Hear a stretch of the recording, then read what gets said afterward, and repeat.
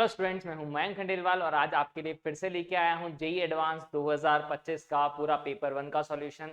Maths का जो paper है बेटा मॉडरेट आया है, कुछ क्वेश्चन थोड़े लेंदी हैं, कुछ क्वेश्चन मॉडरेट हैं, लेकिन हम इजीएस्ट वे में समझेंगे कि कैसे क्वेश्चन को अप्लाई किया जाए, कैसे क्वेश्चन को मैं सोच पा रहा हूँ, मुझे क्या निकालना है, वो सब चीज बिल्कुल डिटेल वाइज में डिस्कस करने वाला हूँ। तो आइए स्टार्ट करते हैं पेपर 1 से। तो पेपर 1 में सबसे पहले सेक्शन में बेटा 4 क्वेश्चन है अपने पास। हर एक क्वेश्चन 3 मार्क्स का है, जिसमें प्लस क्या है अपने पास 3 मार्क्स मिलेंगे सही होने पे और गलत होने पे -1 मार्क्स। तो आइए स्टार्ट करते हैं पहले क्वेश्चन से। पहला क्वेश्चन क्या कहना चाह रहा है ये स्टार्ट करते हैं, देखते हैं। Let R denote the set of the all real number.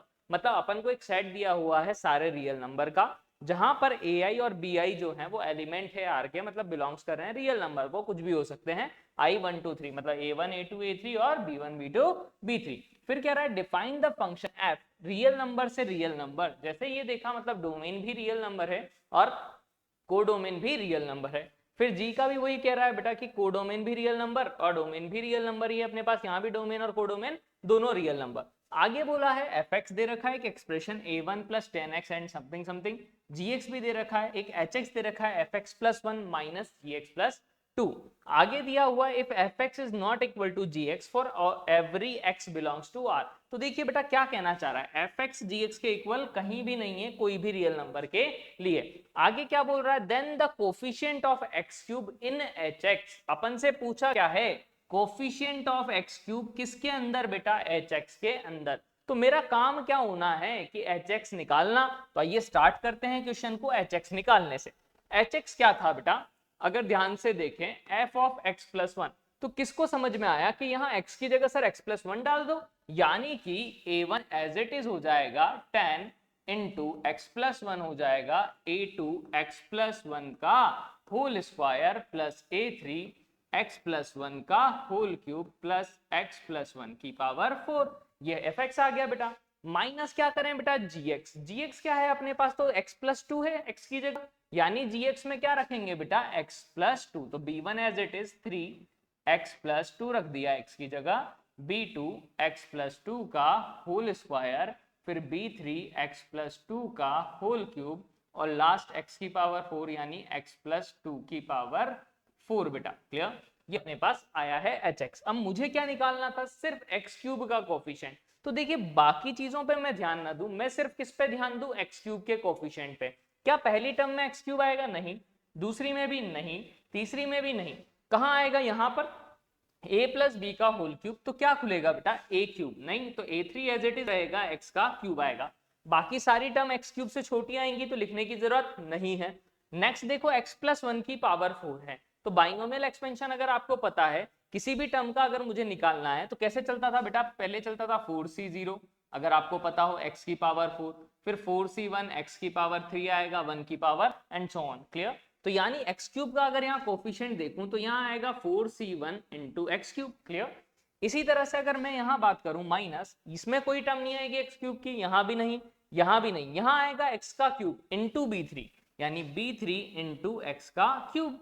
अच्छा, इसी तरह से x प्लस 2 की पावर 4 है बेटा, तो क्या होगा 4c1 आएगा इंटू एक्स क्यूब इंटू 2 की पावर 1, क्योंकि इस बार x प्लस 2 है, यहाँ 1 की पावर 1 आया। क्लियर, यानी कि मैं क्या बोल सकता हूं, जो कोफिशिएंट आ रहा है बेटा वो आएगा a3, एक्स क्यूब सब में से कॉमन ले लें तो प्लस 4c1 होता है 4, माइनस का b3 4c1 होता है 4 into 2 into x cube. Clear, तो कोफिशिएंट यही कहलाया, यानी क्या आया a3 माइनस का b3 प्लस का 4।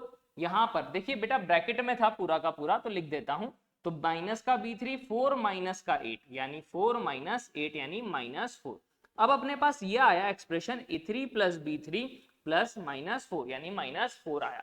अब a3 माइनस b3 को कैसे सॉल्व आउट करें कि कहां से वैल्यू इसकी निकालें, तो वापस से क्वेश्चन पे आते हैं। अपन को क्या बोला हुआ था, या यहीं पे देख लेते हैं, क्वेश्चन में दिया हुआ है कि fx is not equal to gx। नहीं, fx कहीं भी gx के इक्वल नहीं है। तो पहले तो ये सोचो यार a3 माइनस b3 ला कैसे सकते हो, ये रहा a3 ये रहा b3, तो अगर fx माइनस gx निकालोगे, क्या निकालोगे, fx माइनस gx, तो ऑब्वियस है a1 माइनस b1 आएगा, 10x minus 3x, a2 minus b2 x square आएगा, a3 minus b3 x cube आएगा और x4 से x4 कैंसिल आउट।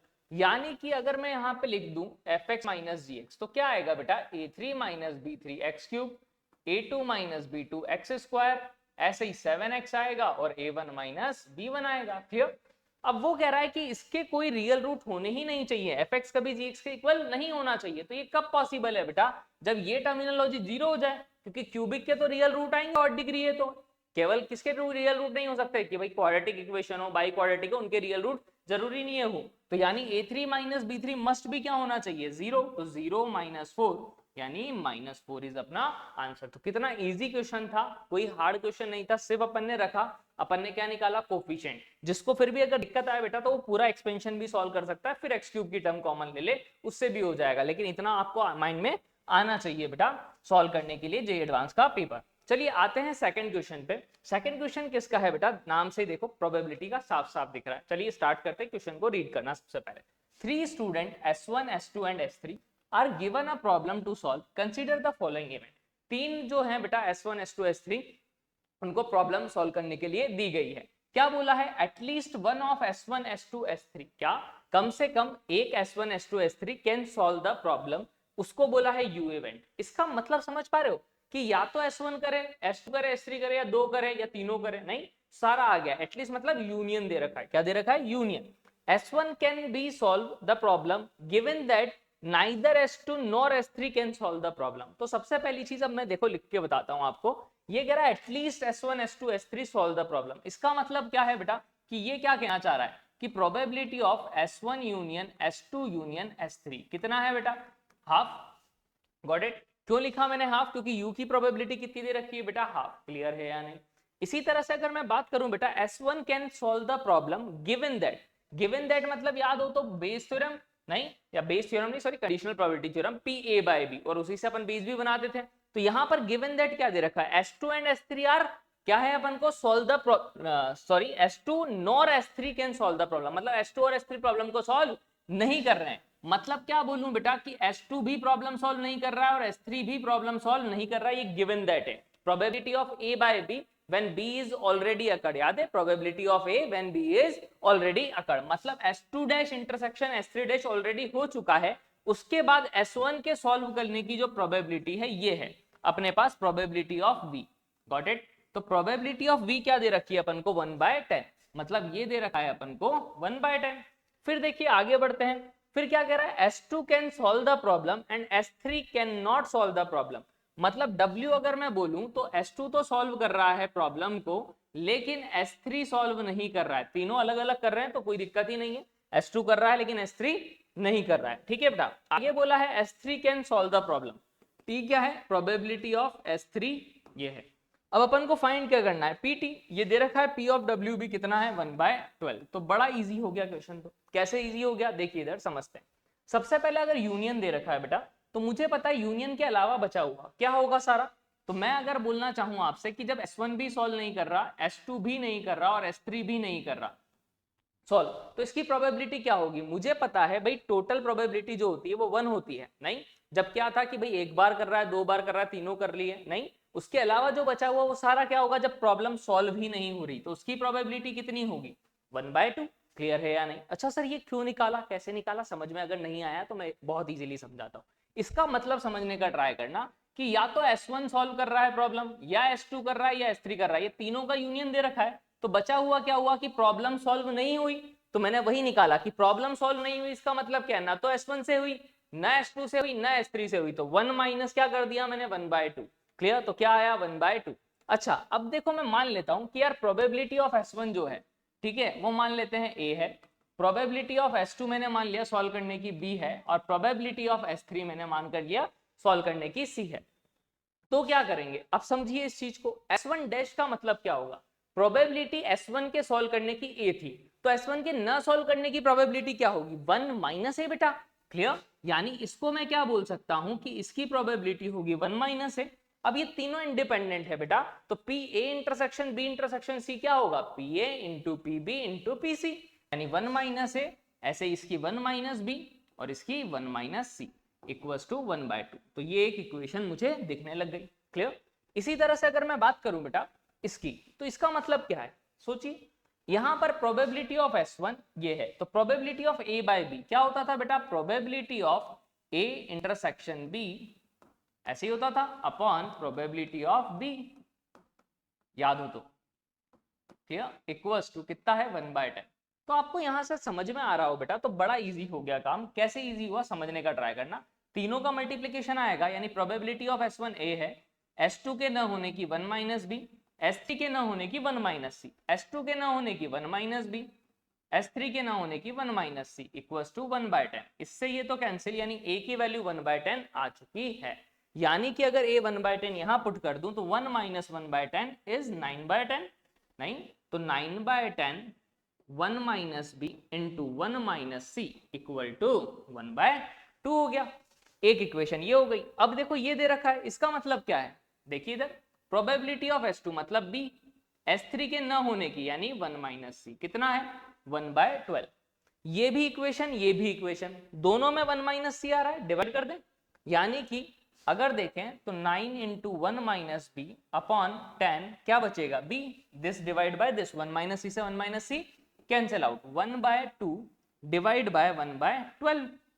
यानी यहां से अगर मैं देखूं तो कितना हो जाएगा ऊपर 6 इंटू यहां पे कितना हो जाएगा बेटा 9 माइनस 9b इक्वल टू कितना हो जाएगा 6 10 जा 60b। क्लियर, ये समझ में आ जाना चाहिए। ये कितना था बेटा अपने पास 1/2 था, ये कितना था अपने पास 1/10 था, तो ये 9/10 आ गया। सॉल्व करने के बाद 1/2 दे रखा था अपन को, मैं कहां ले गया उधर ले गया, तो 10 भी था अपने पास, 1/12 रख दिया अपन ने, 12 ऊपर गया तो 6 आ गया, तो 60b 69 हो जाएगा b। तो 9 इक्वल्स टू b की वैल्यू कितनी आ गई 9/69। अब अपन को निकालनी किसकी वैल्यू है बेटा इसकी, नहीं तो कैसे निकालें, देखिए इधर, तो 9/69 लिख दिया मैंने b की वैल्यू। इसको कट भी कर सकते हैं, 3 3 जा 9, 3 2 जा 6, 3 23 जा 1 माइनस सी इक्वल टू 1/12।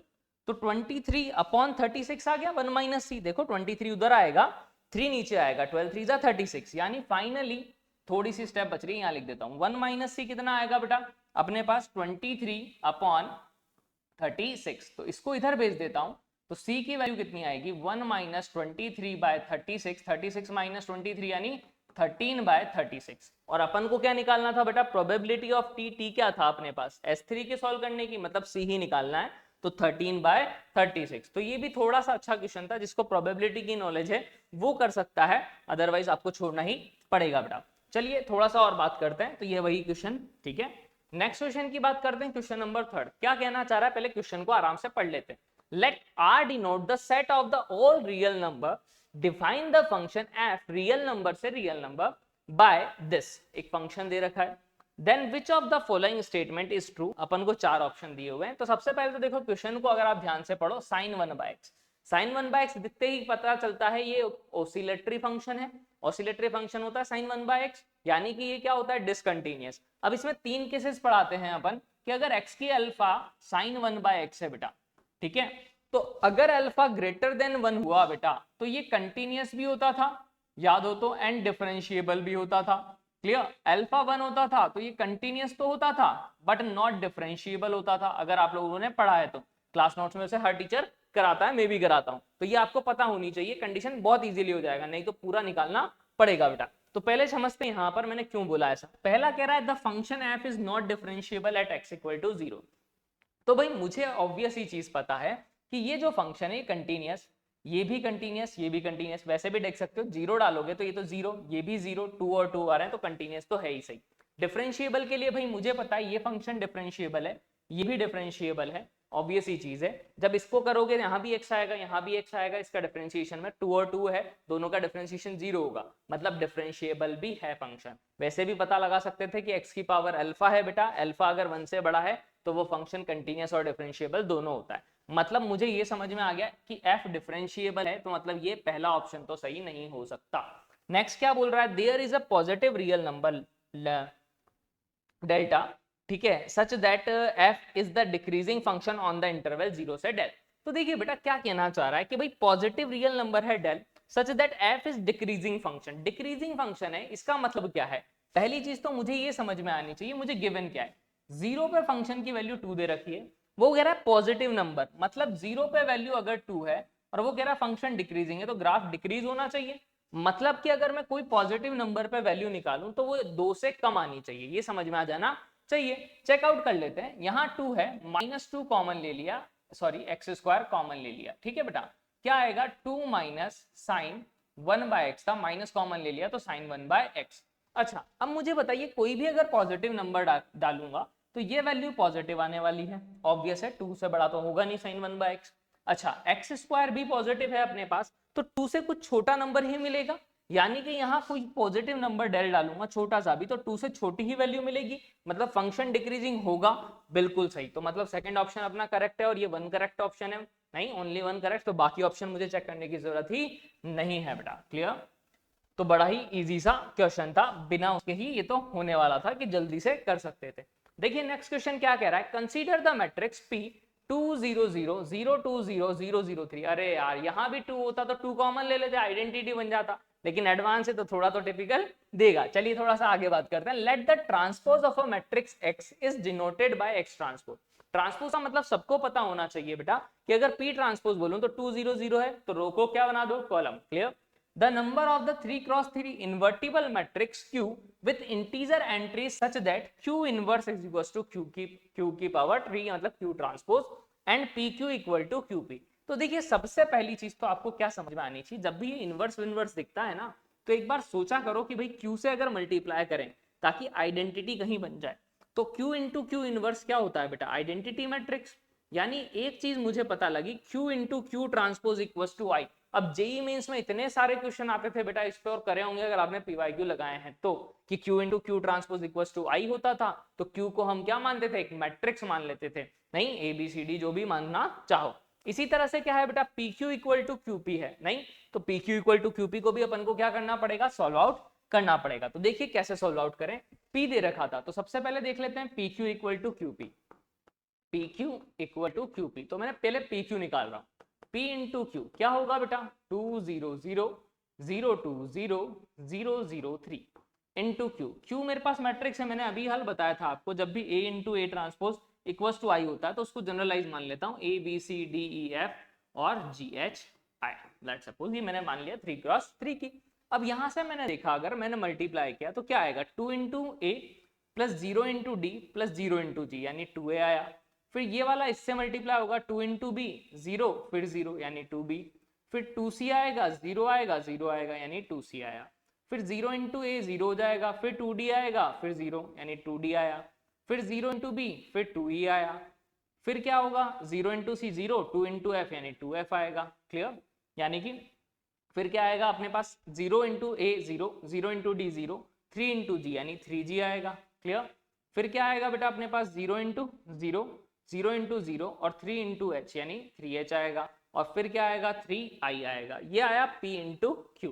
इसी तरह से अगर मैं Q इंटू P निकालू बेटा तो क्या आएगा, तो Q में पहले क्या लिखेंगे बेटा ABCDEF और GH आए बेटा। क्लियर? P क्या है अपने पास 2 इंटू 0 सॉरी 2 0 0 0 2 0 0 0 3।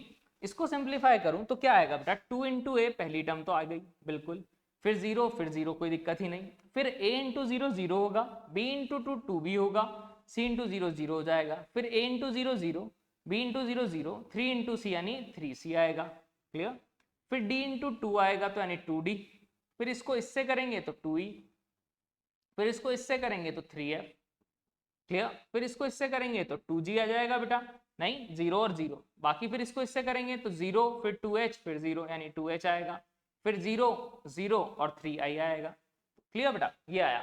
अब वो कह रहा है कि PQ और QP दोनों आपस में इक्वल हैं, तो 2A तो 2A के इक्वल बिल्कुल है, 2B भी 2B के इक्वल है, 2C इक्वल टू 3C हो सकता है, हाँ कब हो सकता है जब C 0 हो। क्लियर है या नहीं? फिर 2D सेम है, 2E भी सेम है, 2F इक्वल टू 3F, नहीं ये कब होगा जब C भी 0 हो और F भी 0 हो। फिर क्या कह रहा है 2G इक्वल टू 3G मतलब G भी क्या होना चाहिए 0, फिर 2H इक्वल टू 3H मतलब ये भी 0, 3i तो 3i के इक्वल है ही सही। मतलब मुझे एक चीज पता लग गई कि Q जो भी मैट्रिक्स है मेरे पास, क्या Q जो भी मैट्रिक्स है उसमें क्या क्या होगा, A आएगा B आएगा, C तो 0 होगा, D E फिर F भी 0 होगा, G भी 0 H भी 0 और I होगा। ये है Q अपने पास। और अपन ने अभी हाल निकाला था कि यार Q इंटू Q ट्रांसपोज किसके इक्वल था, I के इक्वल बेटा, यानी इसका ट्रांसपोज अगर ले लूं तो A B 0 फिर D E 0 0 0 I। यही आएगा। मतलब इसका मल्टीप्लीकेशन क्या होगा बेटा, a इंटू ए यानी ए स्क्वायर, फिर b इंटू बी यानी बी स्क्वायर, फिर 0 इंटू 0 0 हो जाएगा, फिर a इंटू डी आएगा, नहीं, प्लस b इंटू ई आएगा। क्लियर बेटा, b इंटू ई आएगा अपने पास। ठीक है, नेक्स्ट देखिए बेटा, फिर क्या आएगा, a इंटू 0, b इंटू 0 और 0 इंटू आई यानी 0। क्लियर, ये पहली टर्मिनोलॉजी। फिर ऐसे ही a इंटू डी आएगा बेटा, प्लस b इंटू ई आएगा। क्लियर, फिर 0 हो जाएगा, फिर d इंटू डी यानी डी स्क्वायर प्लस का ई स्क्वायर, फिर 0 हो जाएगा, फिर डी ई 0 0 और फिर 0, तो ये फिर से 0, ये 0 0 0 यानी 0, ये भी 0 आ रहा है, i इंटू आई क्या आ रहा है, आई का स्क्वायर।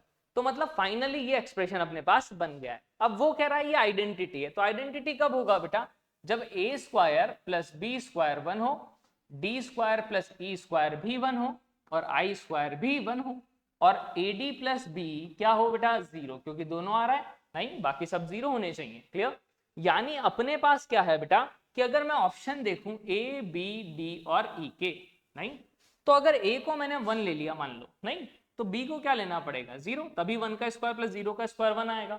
अब देखो बेटा ए डी प्लस बी 0 चाहिए, नहीं तो अगर ए को 1 लिया है तो डी को 0 होना पड़ेगा। क्लियर, डी को 0 होना पड़ेगा, यानी कि मैंने डी को 0 ले लिया, 0 लिया अगर तो यहाँ 0 लिया तो ई को क्या होना पड़ेगा, ऑब्वियस है 1 होना पड़ेगा। क्लियर, यानी कि ये अपने पास हो गया।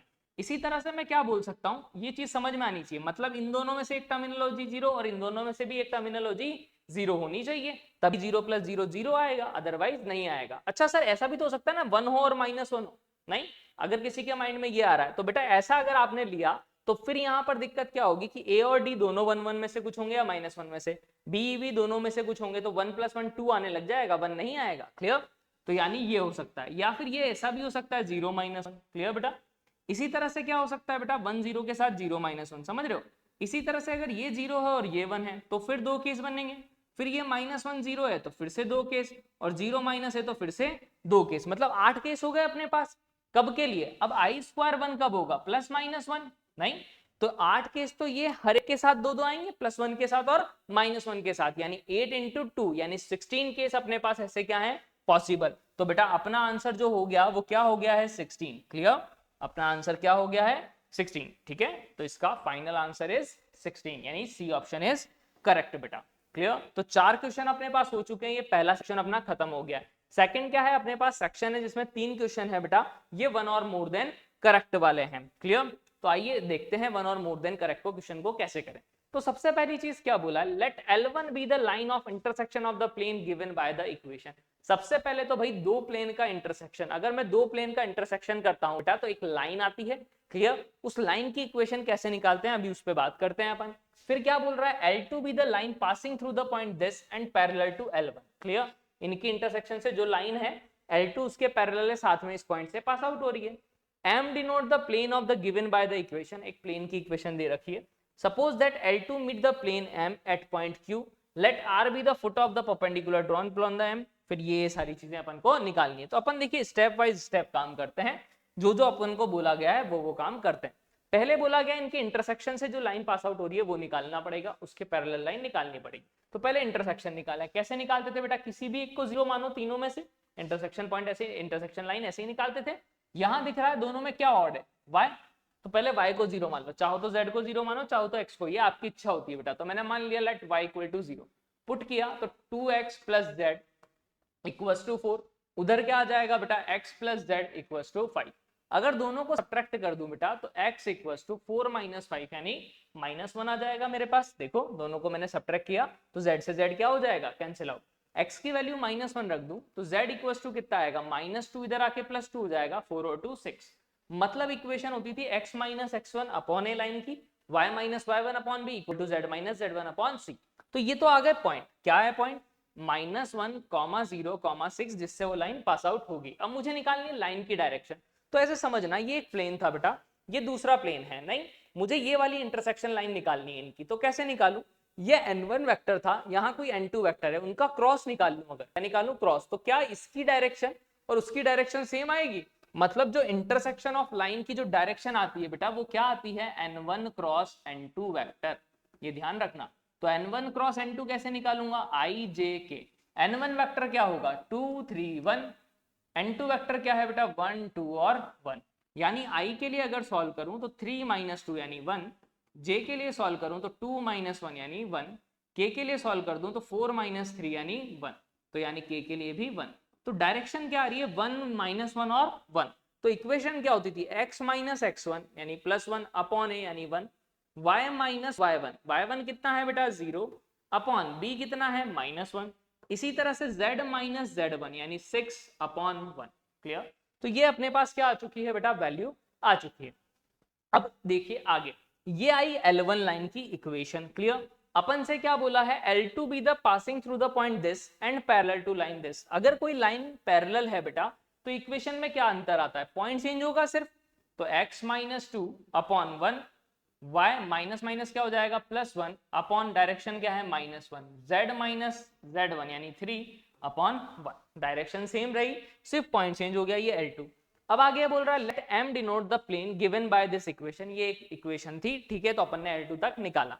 अब देखिए मैं आपको पीछे से रीड करके बताता हूं क्या बोला है। L2 की देखो, suppose that line L2 meet the plane m at point Q।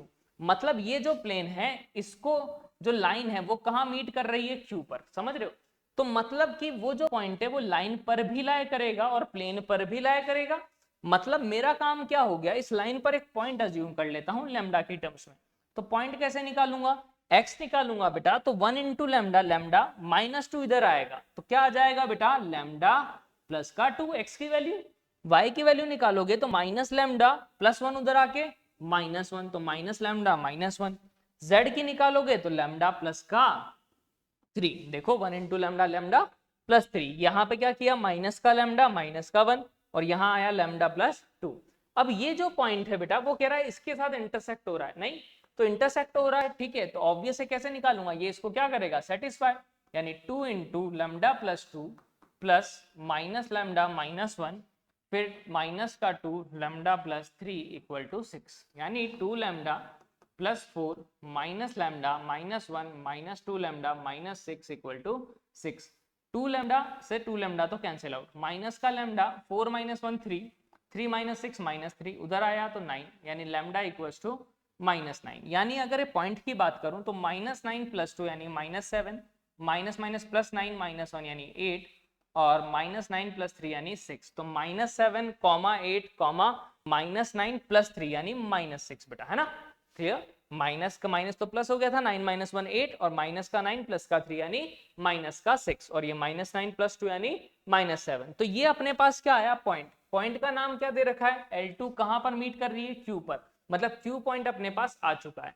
फिर आगे बोला है R the foot of the perpendicular from point P on the plane this. P क्या है 2 माइनस 1 3 बेटा। तो देखिए समझने का ट्राई करना, सबसे पहली चीज कि ये पॉइंट अपने पास आ चुका है Q। अब मैं निकालना चाह रहा हूं R, तो नेक्स्ट स्टेप में कर लेते हैं R पॉइंट के साथ।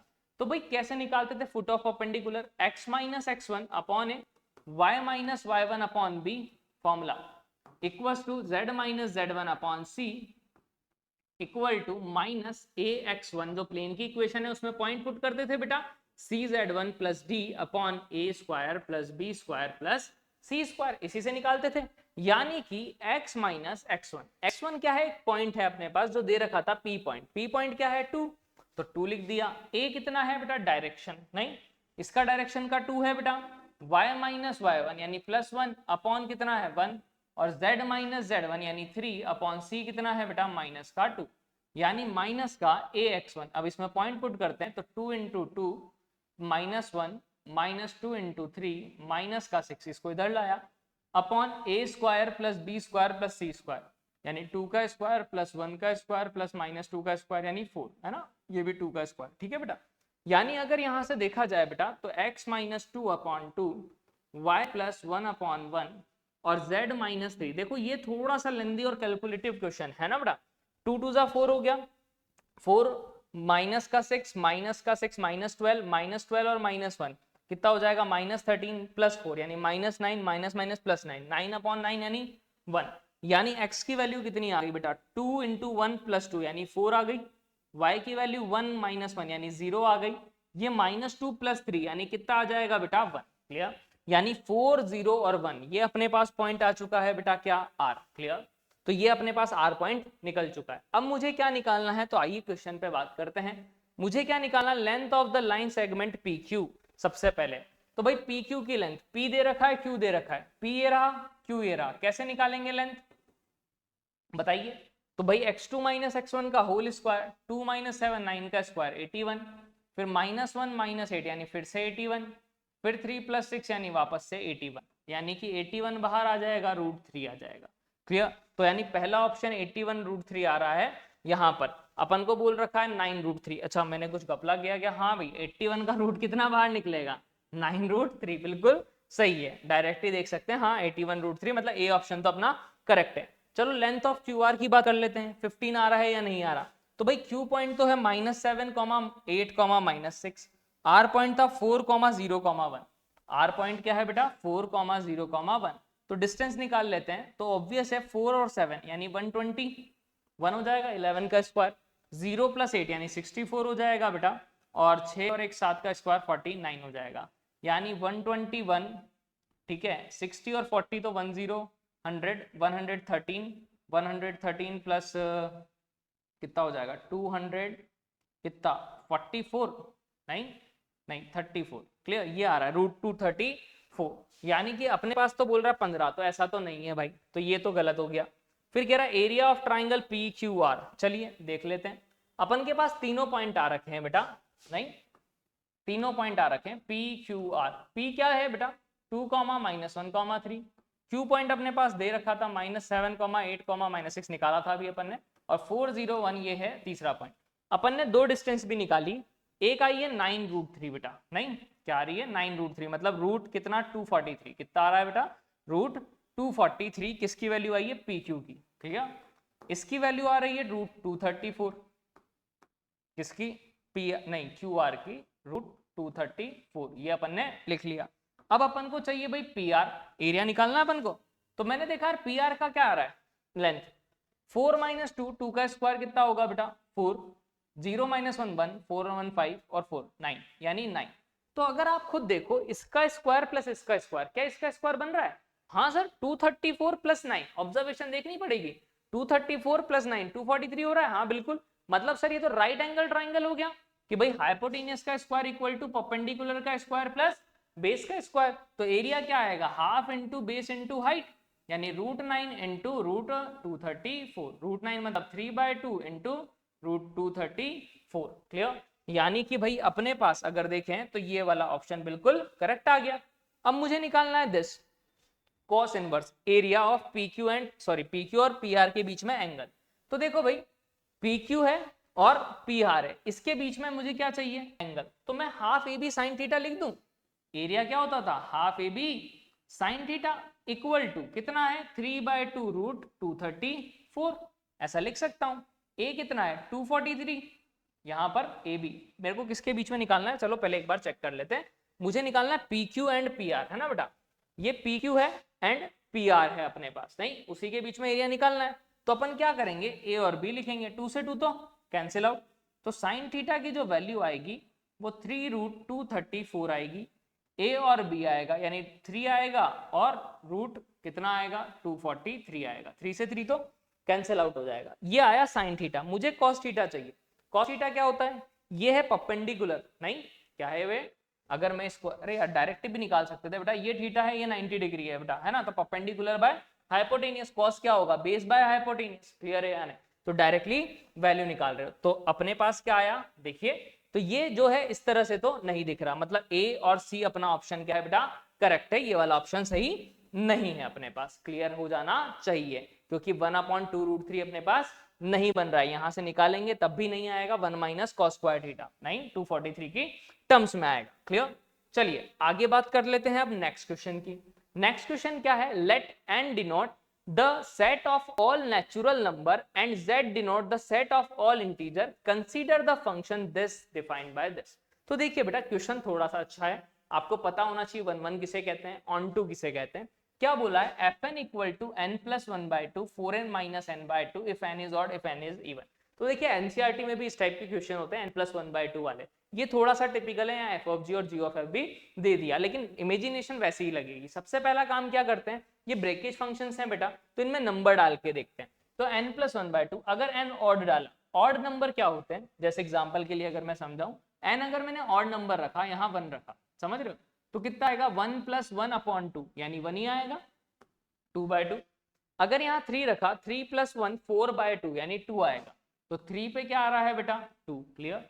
फिर 5 रखा, 5 + 1 6/2, यानी 6/2 3 आएगा, यानी 5 रखने पे 3 आएगा, 7 रखने पे क्या आएगा 4 आएगा, समझ में आ गया हो तो आप। इसी तरह से अगर यहाँ देखो बेटा कि इवन नंबर रखना है, इवन नंबर रखा तो 2 रखा, 4 - 2 क्या 4 - 2, तो 2/2 यानी कितना आया 1, क्लियर। तो मैंने इवन नंबर रखा था 2, आंसर क्या आ रहा है अपने पास 1, क्लियर, समझ में आ जाना चाहिए। 2 रखा तो आंसर 1। फिर रख रहा हूँ इवन नंबर, जैसे 4 रखा तो 4 - 4 क्या आएगा बेटा 0, यानी 4 रखने पे आ रहा है 0। 6 रखूंगा तो क्या आएगा माइनस का 2/2, यानी माइनस का 1। 8 रखूंगा तो माइनस का 2 आ रहा है, देखो क्लियर। मतलब अगर मेरे से पूछा जाए ये 1 1 है, मैनी 1 है या क्या है, तो आपको दिखना चाहिए 1 का कनेक्शन भी 1 के साथ, 2 का कनेक्शन भी 1 के साथ, यानी मैनी 1 तो है, यानी एफ जो है वो मैनी 1 है ना। ऑन टू के लिए क्या होना चाहिए, जो इसका कोडोमेन है, z मतलब इंटीजर, सारे इंटीजर मिलने चाहिए। 0 मिला, -1 -2 से चलता जाएगा, 1 भी मिल रहा है, 2 भी मिल रहा है, 3 भी 4 भी सब मिल रहा है, नहीं मतलब कि भैया ऑन टू फंक्शन है, तो ये मैनी और 1 और ऑन टू, क्योंकि सारे नंबर मिल रहे हैं अपन को बेटा, तो f तो हो गया मैनी 1 ऑन टू। कोई ऑप्शन है क्या कि भाई f, अब बोल क्या रहा है f इज नॉट 1 1, मतलब मैनी 1 बिल्कुल, but f is onto, बिल्कुल सही बात है भैया, डी ऑप्शन तो बिल्कुल करेक्ट है। अब g की बात कर लेते हैं, g में क्या है n ग्रेटर देन 0, मतलब सारे नंबर रखने 0 से बड़े, 0 भी, 0 रखा सबसे पहले तो क्या आया 3, क्लियर। 1 रखा तो आया 5, 2 रखूंगा तो आ रहा है 7 बेटा, समझ पा रहे हो, 2 रखूं तो कितना आ रहा है अपने पास 7, है ना। चलिए तो 1 पे क्या आ रहा था 5 वैल्यू, 2 पे कितनी आ रही है अपने पास वैल्यू, ठीक है 7। फिर देखो 3 रखा, 3 2 6, 6 + 3 9, तो 3 पे आ रही है 9, मैं 3 4 वैल्यू निकाल के रख रहा हूँ बेटा। फिर देखो -2n, यानी 0 से छोटा, -1 रखा, तो माइनस माइनस क्या आएगा +2। फिर -2 रखोगे इंटीजर है ना, n < 0, -2 रखोगे तो प्लस का 4 आएगा, फिर -3 रखोगे तो प्लस का 6 आएगा, ऐसे ही आएगा, क्लियर। अब वो क्या कह रहा है अपन से, g है z से लेके n तक, है ना, इंटीजर डाल रहे हैं, आना नेचुरल चाहिए। पहली चीज तो क्या यहाँ कोई भी नंबर 2 बार आ रहा है क्या, मैनी 1 है या 1 1 है, ऑब्वियस है हर एक का एक से ही कनेक्शन है, नहीं, यानी फंक्शन तो 1 1 है, तो g फंक्शन क्या है बेटा, पहली बात तो 1 1, नहीं ऑन टू है या नहीं ये चेक करना है।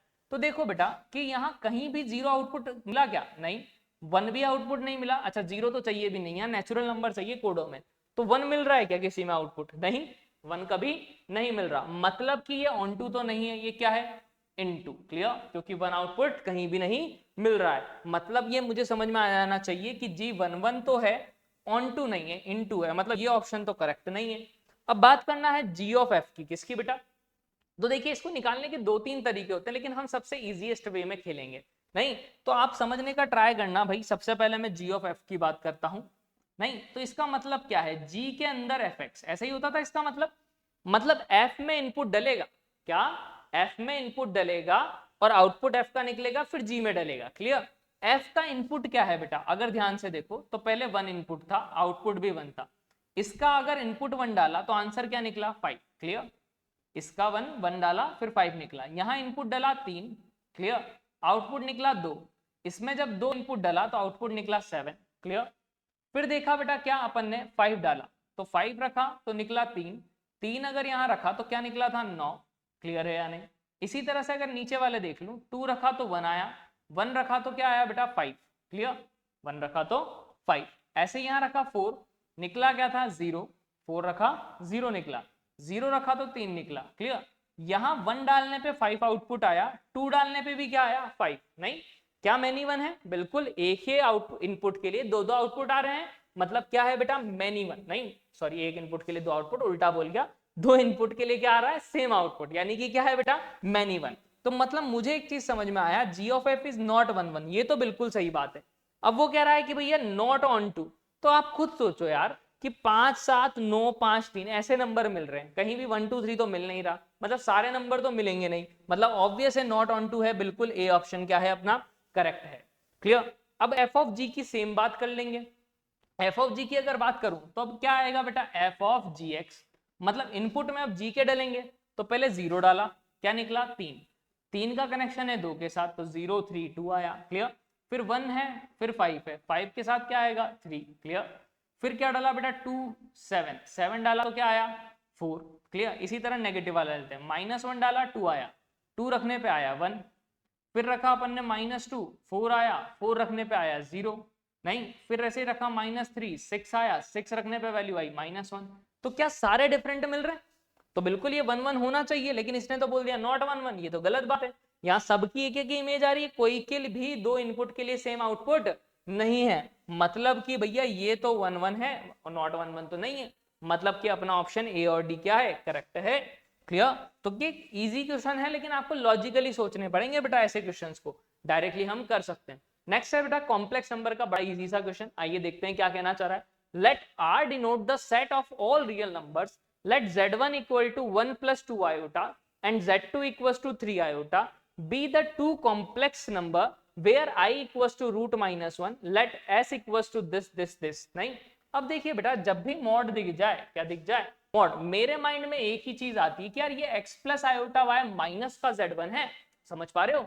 ठीक है, तो z1 की वैल्यू अपन को दे रखी है उसने, ये रही, तो x प्लस आयोटा वाई, चलो इसको नेक्स्ट पेज पे कर लेते हैं बेटा, दे रखा है, ये रखा है ना, तो नेक्स्ट पेज पे लिख लेते हैं इसको। तो x प्लस आयोटा वाई है, z1 की वैल्यू कितनी है मैं रख देता हूं 2 times x plus iota y है, z2 की वैल्यू भी मैं यहाँ पुट कर देता हूं, ठीक है, का मॉड एज इट इज। ठीक है बेटा, अब देखिए z1 और z2 की वैल्यू मैं रख रहा हूं 1 प्लस 2 आयोटा है और एक 3 आयोटा है, तो यहाँ 1 प्लस 2 आयोटा और यहाँ रख रहा हूँ 3 आयोटा बेटा। क्लियर। इससे क्या फायदा हुआ सर, रियल पार्ट को एक साथ लिख लो बेटा, x minus 1 iota y minus क्या आ जाएगा 2 का मॉड, ये 2 रहेगा x प्लस आयोटा क्या बच जाएगा y माइनस 3।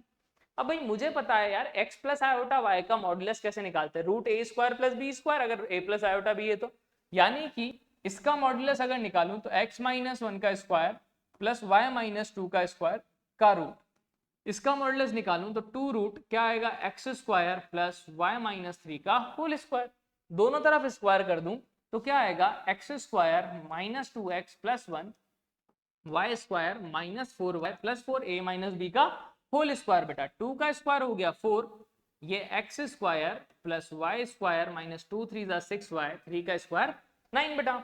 यानी अगर देखूं तो एक्स स्क्वायर था, ये 4x स्क्वायर है, 4x square minus x square कितना हो जाएगा बेटा 3x square, 4y square minus y square कितना हो जाएगा 3y स्क्वायर। फिर देखिए माइनस का 24y माइनस का 4y इधर आएगा बेटा, तो माइनस 24 प्लस 4 कितना हो जाएगा बेटा माइनस का 20y, ऐसे ये 2x इधर आएगा तो प्लस का 2x, 9 4 जा 36, 1 और 4 5 यानी 31 इक्वल टू 0। यानी अगर देखा तो x square plus y square minus 20/3y plus का 2/3x और प्लस का 31/3 इक्वल्स टू 0। मतलब मुझे ये दिखने लगा यार ये एक सर्कल की इक्वेशन है। अच्छा मुझसे पूछा क्या गया था क्वेश्चन में कि एस जो है बेटा डिनोट कर रहा है वो सर्कल का सेंटर है और रेडियस दोनों फाइंड आउट करनी है, तो सेंटर होता था माइनस जी कॉमा माइनस एफ, तो ये 2gx होता था बेटा, तो अगर यहां से g निकालूंगा तो 2gx यानी कितना आएगा माइनस का 1/3, f निकालूंगा तो माइनस का 10/3, सेंटर होता था माइनस जी कॉमा माइनस एफ यानी 1/3 कॉमा कितना, अच्छा ये तो माइनस का 10/3 है, यहां से ये तो प्लस का है। क्लियर। तो 1/3 तो क्या हो जाएगा नेगेटिव और 10/3 पॉजिटिव, यानी कि अपना पहला ऑप्शन तो क्या हो गया है बेटा करेक्ट हो चुका है कि ये है, लेकिन ये मल्टीपल करेक्ट है, रेडियस भी निकालनी है, निकाल लेते हैं। तो G square plus F square minus C, G square मतलब 1/9, एफ स्क्वायर मतलब 100/9, सी कितना होगा माइनस का 31/3, यानी अगर एलसीएम ले लूं तो 101 31 3 जा 93 अपॉन 3 इंटू 3 यानी 3 हो जाएगा पूरा रूट, है ना बेटा, 101 माइनस 93 कितना हो जाएगा रूट 8 अपॉन 3 यानी 2√2/3। तो कोई ऑप्शन है क्या, बिल्कुल है, तो डी ऑप्शन भी अपना क्या है बेटा करेक्ट है। तो ये से क्वेश्चन बहुत ही इजी था, बस सिर्फ कैलकुलेशन करनी है कॉम्प्लेक्स नंबर का। तो अपने 2 सेक्शन बेटा क्या हो चुके हैं, कंप्लीट हो चुके हैं। नेक्स्ट देखिए थर्ड सेक्शन पे आते हैं अपने पास। इसमें 6 क्वेश्चन बोल रहा है वो, the answer of the each question is the numeric value, मतलब ये न्यूमेरिक टाइप के क्वेश्चन हैं। तो आइए स्टार्ट करते हैं, क्या कहना चाह रहा है। क्या कह रहा है बेटा, let the set of all the relation R on the set A, B, C, D, E, F such that R is the reflexive and symmetric and R contain exactly 10 elements be denoted by S, then the number of element in S is clear। तो देखिए सबसे पहली चीज क्या कह रहा है कि 6 नंबर है इसके अंदर, मतलब 6 एलिमेंट है। अगर मैं इसमें रिलेशन डिफाइन करना चाहूं तो कितने होंगे भाई, पेयर कैसे बनेंगे। R अगर A क्रॉस A में डिफाइन करना चाहें तो सबसे पहला ए का सबके साथ होगा, 6 का 6 के साथ होगा, मतलब 36 पेयर बना सकते हैं। कितने पेयर बना सकते हैं, 36 पेयर। ये समझ में आ जाना चाहिए कि ए का ए के साथ, फिर ए का बी के साथ, ए का सी के साथ, ए का डी के साथ, ऐसे 36 पेयर अपन बना सकते हैं ए क्रॉस ए में। क्लियर। अब मैं अगर बात कर रहा हूं बेटा 36 केसेस हैं जिसमें वो बोल रहा है रिफ्लेक्सिव होना चाहिए। रिफ्लेक्सिव के लिए कंडीशन क्या होती है कि ए बी होना चाहिए, खुद का खुद के साथ कनेक्शन होना चाहिए, बी बी, सी सी, डी डी, ई ई और क्या होगा एफ और एफ। क्लियर। अब जैसे ये अपन ने बात करी भाई 6 तो होने ही चाहिए, इसके अलावा क्या बोल रहा है सिमेट्रिक। सिमेट्रिक क्या होता है कि अगर ए बी है तो बी ए भी होना चाहिए। नहीं, अब वो कह रहा है 4 और लेने, क्योंकि 10 एलिमेंट चुनने, मुझे कितने चुनने, 10, 36 में से 10 चुनने, तो 6 तो ये आने ही चाहिए। अब बचे कितने अपने पास टोटल, 36 में से 6 तो मैंने हटा दिए, ये तो आने ही आने। अब बचे कितने, 30 मेरे को चुनने हैं। लेकिन क्या अगर ए भी लिया तो बी ए को भी लेना पड़ेगा, अगर सी डी ले लिया मान लो तो किसको लेना पड़ेगा, डी सी को। नहीं, तो यानी कि मैं जितने तरीके से 2 पेयर चुन सकता हूं उतना ही काम होगा मेरे पास, उसका अपोजिट तो मुझे लेना ही पड़ेगा। तो टोटल बचे 30 बंदे है ना, उसमें से क्या होगा, 30 बंदे हैं अपने पास, तो यहां पर 30 में से कितने पेयर, 15 पेयर है अपने पास। उन 15 पेयर में से मैं कोई से भी 2 सेलेक्ट कर लूं, जैसे अपने पास ए बी सेलेक्ट कर लिया मैंने, क्लियर, या सी डी सेलेक्ट कर लिया, 2 सेलेक्ट किए, तो इनके जुड़वा तो अपन को लेने ही पड़ेंगे उल्टे वाले। तो 15 में से मैंने क्या किया, 2 को सेलेक्ट, यानी कितना हो जाएगा 15 इंटू 14 अपॉन 2, 2 7 जा 14, 15 7 जा 105। तो अपना आंसर आ गया। बड़ा ही इजी क्वेश्चन था यार, ये तो जल्दी से होने वाला क्वेश्चन था। देखिए नेक्स्ट क्वेश्चन वेक्टर का काफी इजी सा क्वेश्चन है ये भी। देखिए for any 2 point m and n in the xy plane let mn denote the vector m to n, 0 denote the vector 0, let p q r be the 3 distinct point in the xy plane। p q r point ले लेते हैं, ये p है, ये q है, ये r है। let s be the point inside sp plus 5 sq दे रखा है, ठीक है। s कहाँ है, अंदर लाई कर रहा है कहीं भी एक पॉइंट, ठीक है। तो ऐसे क्वेश्चंस में याद हो तो अपन क्या करते थे, किसी भी एक को ओरिजिन ट्रीट कर लो। तो ओरिजिन अगर ट्रीट कर लिया s को तो इसका p वेक्टर हो गया, इसको बोल दिया q वेक्टर, इसको बोल दिया r वेक्टर, यही होगा sp, ये sq और ये sr। तो मतलब यहां अगर देखूं तो p vector plus 5 times q vector plus 6 times r vector equal to 0 हो जाएगा बेटा। अब देखिए बेटा क्या बोल रहा है आगे, e and f are the mid point of the side pr।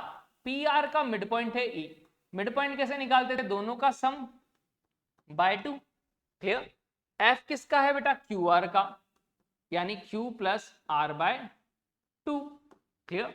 अब देखिए बेटा मुझे क्या चाहिए, लेंथ ऑफ EF, मतलब EF का मॉड्यूलस अपॉन ES का मॉड्यूलस। S तो 0 है, यानी E का मॉड्यूलस, मतलब वो तो आ जाएगा अपने पास P plus R by 2। Got it. नीचे तो यही आ जाएगा है ना, ऊपर निकालना F का। तो यार अगर ये भी P और R में आ जाए तो मेरा काम हो जाए। क्लियर है या नहीं, यानी अगर मैं Q की वैल्यू निकाल लूं यहां से, कितनी आएगी बेटा, अगर देखूं तो P प्लस 6R नेगेटिव का, ठीक है, अपॉन 5। क्लियर। Q की वैल्यू अगर निकालूं तो क्या आएगा बेटा, 5Q को उधर भेजूंगा, P प्लस 6R अपॉन 5, तो Q की जगह रख देता हूं, कितना आ जाएगा, माइनस का P, ठीक है, प्लस का 6R, तो माइनस का 6R हो जाएगा अपॉन 5 प्लस का R, ठीक है, अपॉन 2, यानी माइनस का P माइनस का 6R प्लस 5R, यानी माइनस का R अपॉन 5 2 जा कितना हो जाएगा बेटा 10, यानी minus P minus R by 10। ये आ गया अपने पास। तो मतलब फाइनली जो f के पॉइंट है वो ये है। अब इन दोनों का मुझे चाहिए EF वेक्टर, तो फाइनल माइनस इनिशियल करते थे बेटा, तो कर देते हैं फाइनल माइनस इनिशियल। तो माइनस का P plus R by 10 minus का P प्लस R बाय 2, यानी कितना हो जाएगा 5 और 1, यानी माइनस का 6 P plus R by 10। Clear.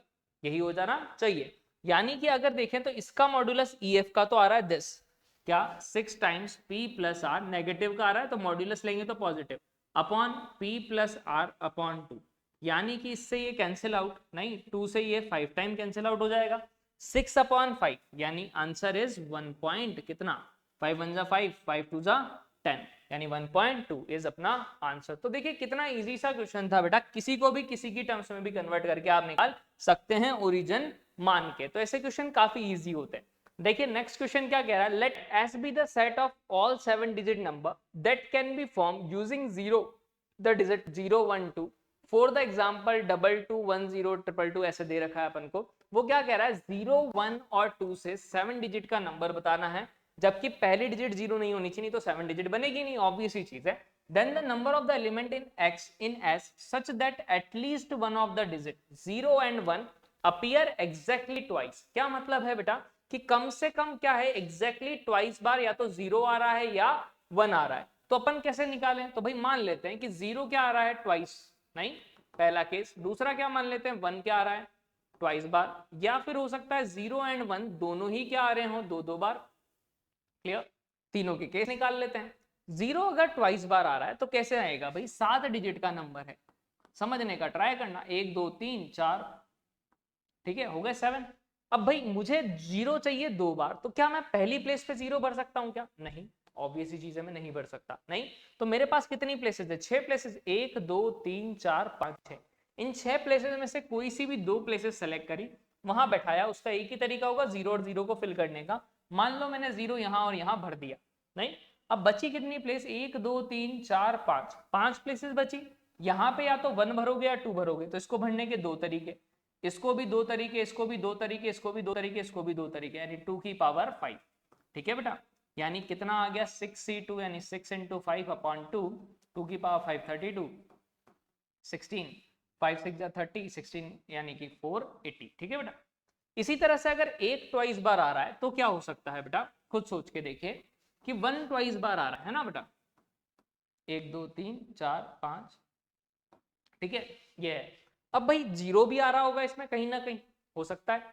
तो भाई सबसे पहली चीज तो कि भाई पहले पे 2 भराई में आ रहा हो या पहली पे 1 भराई में आ रहा हो, समझ पा रहे हो, क्यों, क्योंकि भाई अगर यहाँ 0 तो आना नहीं है, समझ पा रहे हो ये चीज, 0 पहली पोजीशन पे नहीं आएगा, या तो 2 आएगा या 1 आएगा। तो इसके लिए तो अब कितने ऑप्शन है, 1 2 3 4 5 6, 6 प्लेसेस हैं अपने पास, 6 प्लेसेस में से कोई सी भी 2 सेलेक्ट करी, जहां पे 1 को भर दिया, नहीं, अब 1 को मैंने भर दिया है 2 प्लेसेस पे, मान लो यहां और यहां भर चुका हूं, तो यहाँ 1 2 3 4, 4 बने। अब 4 प्लेसेस पे क्या भर सकता हूँ, या तो 2 या 0, नहीं समझ में आ रहा है, या तो 2 भरूं या 0, मतलब 2 इंटू 2 इंटू 2 इंटू 2, क्लियर है या नहीं, यानी 2 की पावर 4, यहाँ 2 भरा है ना बेटा। ऐसे ही यहाँ 1 भर दिया अगर, तो अब एक ही बंदा बचा 1, तो 6 में से क्या करी मैंने, पहले एक जगह चुनी, समझ रहे हो, वहां पे 1 को भर दिया एक तरीके से, क्लियर। अब बची 5 प्लेसेस, उसमें क्या भरना है अपन को, 2 नहीं या 0, तो 2 की पावर 5, 2 इंटू 2 इंटू 5 टाइम। तो सॉल्व आउट कर लेते हैं, कितना आएगा, 6c2 का मतलब वही 6 इंटू 5 अपॉन 2, 2 की पावर 4 16, ये 8 टाइम्स, 6 इंटू 32 कितना हो जाएगा, 30 इंटू 8 240, प्लस 36 जा 180, 2 6 जा 12 190, 12 240 प्लस 192, 0 और 2 2 499 और 413 कितना हो जाएगा 432। तो ये आया बेटा 432। इसी तरह से क्या बोला, 0 और 1 अगर ट्वाइस आ रहे हो, दोनों ही दो दो बार आ रहे हो, समझ रहे हो, तो क्या होगा, अब भाई 7 डिजिट का बनाना था, ये हो गई 7, नहीं, अब भाई मेरे पास दिक्कत क्या है, 7 नंबर को अरेंज ही करा दो डायरेक्ट, 0 0 1 1 2 2 2, तो फैक्टोरियल 7 तरीके से, जिसमें से 2 सेम 2 सेम और 3 सेम, इसमें सारे केस आ गए, जब 0 पहली प्लेस पे आ रहा था वो भी आ गया, तो उसको हटा देता हूं, नहीं, तो जब 0 पहली प्लेस पे भरा 6 नंबर बचेंगे, तो फैक्टोरियल 6 उसमें कौन कौन सेम होंगे, 2 1 और 3 2, यानी फैक्टोरियल 2 अपॉन फैक्टोरियल 3। सिंप्लीफाई कर लेते हैं, कितना आ जाएगा बेटा, 7 इंटू 6 का फैक्टोरियल होता है 720 अपॉन 2 इंटू 2 इंटू 6 माइनस 720 होता है 6 फैक्टोरियल 2 इंटू 6, 12 से 60 टाइम्स, ये 12 से 60 टाइम्स, 2 से 30 टाइम्स, यानी 210 माइनस 60 यानी 150। तो भाई मैंने देखा ये 3 केस बने अपने पास, लेकिन मुझे एक चीज बताओ, जब 0 ट्वाइस बार आया है तो उसमें क्या वो केस भी आ चुका है ऑलरेडी जिसमें 1 भी ट्वाइस बार आया है? हाँ बिल्कुल, क्योंकि अपन ने तो 2 और 1 कहीं भी भरे हैं। नहीं, इसमें भी वो केस आ चुका है जब 1 के साथ 0 भी ट्वाइस बार आया। तो ये वाला जो केस है वो एक्स्ट्रा काउंट हुआ है, तो मैं क्या करूं, दोनों को ऐड कर देता हूं और थर्ड केस माइनस कर देता हूं, तो बचे हुए की नंबर ऑफ केसेस अपने पास आंसर आ जाएंगे बेटा।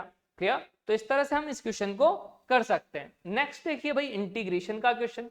Let alpha and beta be the real number such that this equal to this. नहीं, तो सबसे पहले तो इंटीग्रेशन है और लिमिट है, जब भी दिख जाए अंदर टी दिख जाए तो मुझे याद आता है न्यूटन लेबनिट्स, और कोई चीज याद नहीं आती है भाई। क्या याद आता है? Newton Leibniz. ठीक है बेटा, न्यूटन लेबनिट्स क्या कहता था कि डिफरेंशिएशन कैसे करते हैं इंटीग्रेशन का, पहले अपर लिमिट पुट करते हैं, अल्फा बाय 2 तो कांस्टेंट है यानी 1/1 माइनस एक्स स्क्वायर, फिर x का डिफरेंशिएशन 1 होता है, फिर माइनस लोअर लिमिट पुट करते हैं, लोअर का डिफरेंशिएशन 0 यानी कि ये आया, फिर beta cos x as it is रख दिया, x का डिफरेंशिएशन 1 हो गया, फिर बीटा x को एज इट इज रखा, cos का माइनस साइन यानी डायरेक्ट लिख देता हूं तो माइनस का बीटा x और साइन x। ठीक है बेटा, यहां तक अपने पास वैल्यू आ चुकी है। अब देखिए बेटा अपॉन में क्या है, एक्स क्यूब, क्या है बेटा एक्स क्यूब, तो ये x cube as it is. Clear? अब देखिए बेटा क्या करना चाहिए, ये लिमिटिंग वैल्यू है तो सबसे पहले मैं फॉर्म देखता हूं कि क्या हो रही है। भाई ये 0/0 फॉर्म होनी, सॉरी मैंने नीचे का डिफरेंशिएशन नहीं किया क्या? हाँ भाई लेबनिट्स लगा रहा हूं, ऊपर का अलग डिफरेंशिएशन नीचे का भी अलग डिफरेंशिएशन, क्योंकि एल ऑर्बिटल लगता है ऊपर का तभी तो डिफरेंशिएशन कर पाया, तो नीचे भी क्या आ जाएगा बेटा 3x स्क्वायर। तो सबसे पहले तो यार ये 1 माइनस एक्स स्क्वायर बहुत अजीब सा लग रहा है, तो एलसीएम ले लेते हैं। तो क्या होगा, alpha plus beta into 1 minus x square 2 times into cos x हो जाएगा, और माइनस का 2 beta x into sine x into 1 minus x square upon हो जाएगा 3x square into 1 minus x square. ठीक है, इक्वल्स टू 2। अब जब भी ऐसे साइन कॉस आते हैं तो मुझे एक्सपेंशन सबसे ज्यादा पसंद आता है। कई लोग एल ऑर्बिटल से भी इसको कर सकते हैं दोबारा डिफरेंशिएट करके, बट मुझे नहीं, मुझे तो क्या यूज आता है एक्सपेंशन, तो एक्सपेंशन से ही करूंगा। तो देखिए एक्सपेंशन से अगर करूं तो सबसे पहली चीज cos x का एक्सपेंशन क्या होता है, किस किस को पता है? ये 1 माइनस एक्स स्क्वायर है, cos का होता है 1 minus x square by 2 x4 by factorial 4, ऐसे ही होता था, minus 2 beta x as it is, 1 minus x square भी एज इट इज, साइन का होता था x minus x cube by factorial 3 and so on upon 3x square upon 1 minus x square. यही है बेटा। अब आप खुद सोचिए कांस्टेंट टर्म क्या क्या आएंगी, यहाँ है अल्फा कांस्टेंट, यहाँ 2 बीटा इंटू 1 कांस्टेंट आएगा, यहाँ तो कांस्टेंट आएगा ही नहीं क्योंकि x की टर्म तो आनी है, यानी कांस्टेंट टर्म आएगी अल्फा प्लस का 2 बीटा, पहली चीज तो है ना। दूसरा क्या बेटा, यहां से अगर x की देखें टर्म तो कुछ बनेगी क्या, x इंटू 1 होगा, फिर वापस x से होगा तो एक्स स्क्वायर आना ही आना है, समझ में आ गया।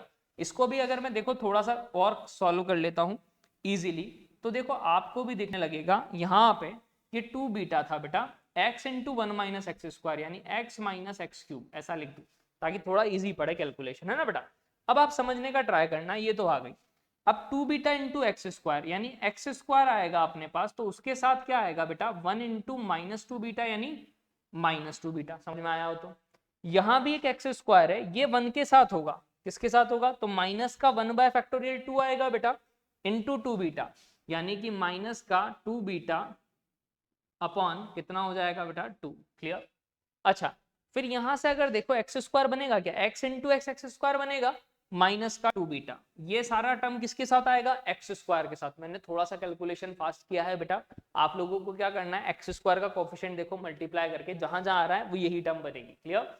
इसी तरह से क्या आएगा फिर आगे की एक्स क्यूब वाली terms and so on, but मुझे उनसे मतलब नहीं है, क्यों, क्योंकि मेरे पास नीचे आगे क्या दिख रहा है, एक्स स्क्वायर कॉमन है ना बेटा।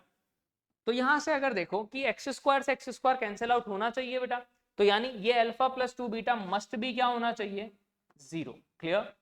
तो अल्फा प्लस 2 बीटा 0 होगा तो एक्स स्क्वायर से एक्स स्क्वायर क्या होगा, कैंसिल आउट, एक्स 0 डालोगे तो ये 0, यहां पर ये पीछे वाली टर्म 0, तो क्या बचेगा, माइनस का 2 बीटा, 2 से 2 गया, माइनस 2 बीटा माइनस 2 बीटा यानी माइनस का 5 बीटा अपॉन का 3 इक्वल टू कितना आएगा बेटा अपने पास, ये आ गया अपने पास, है ना।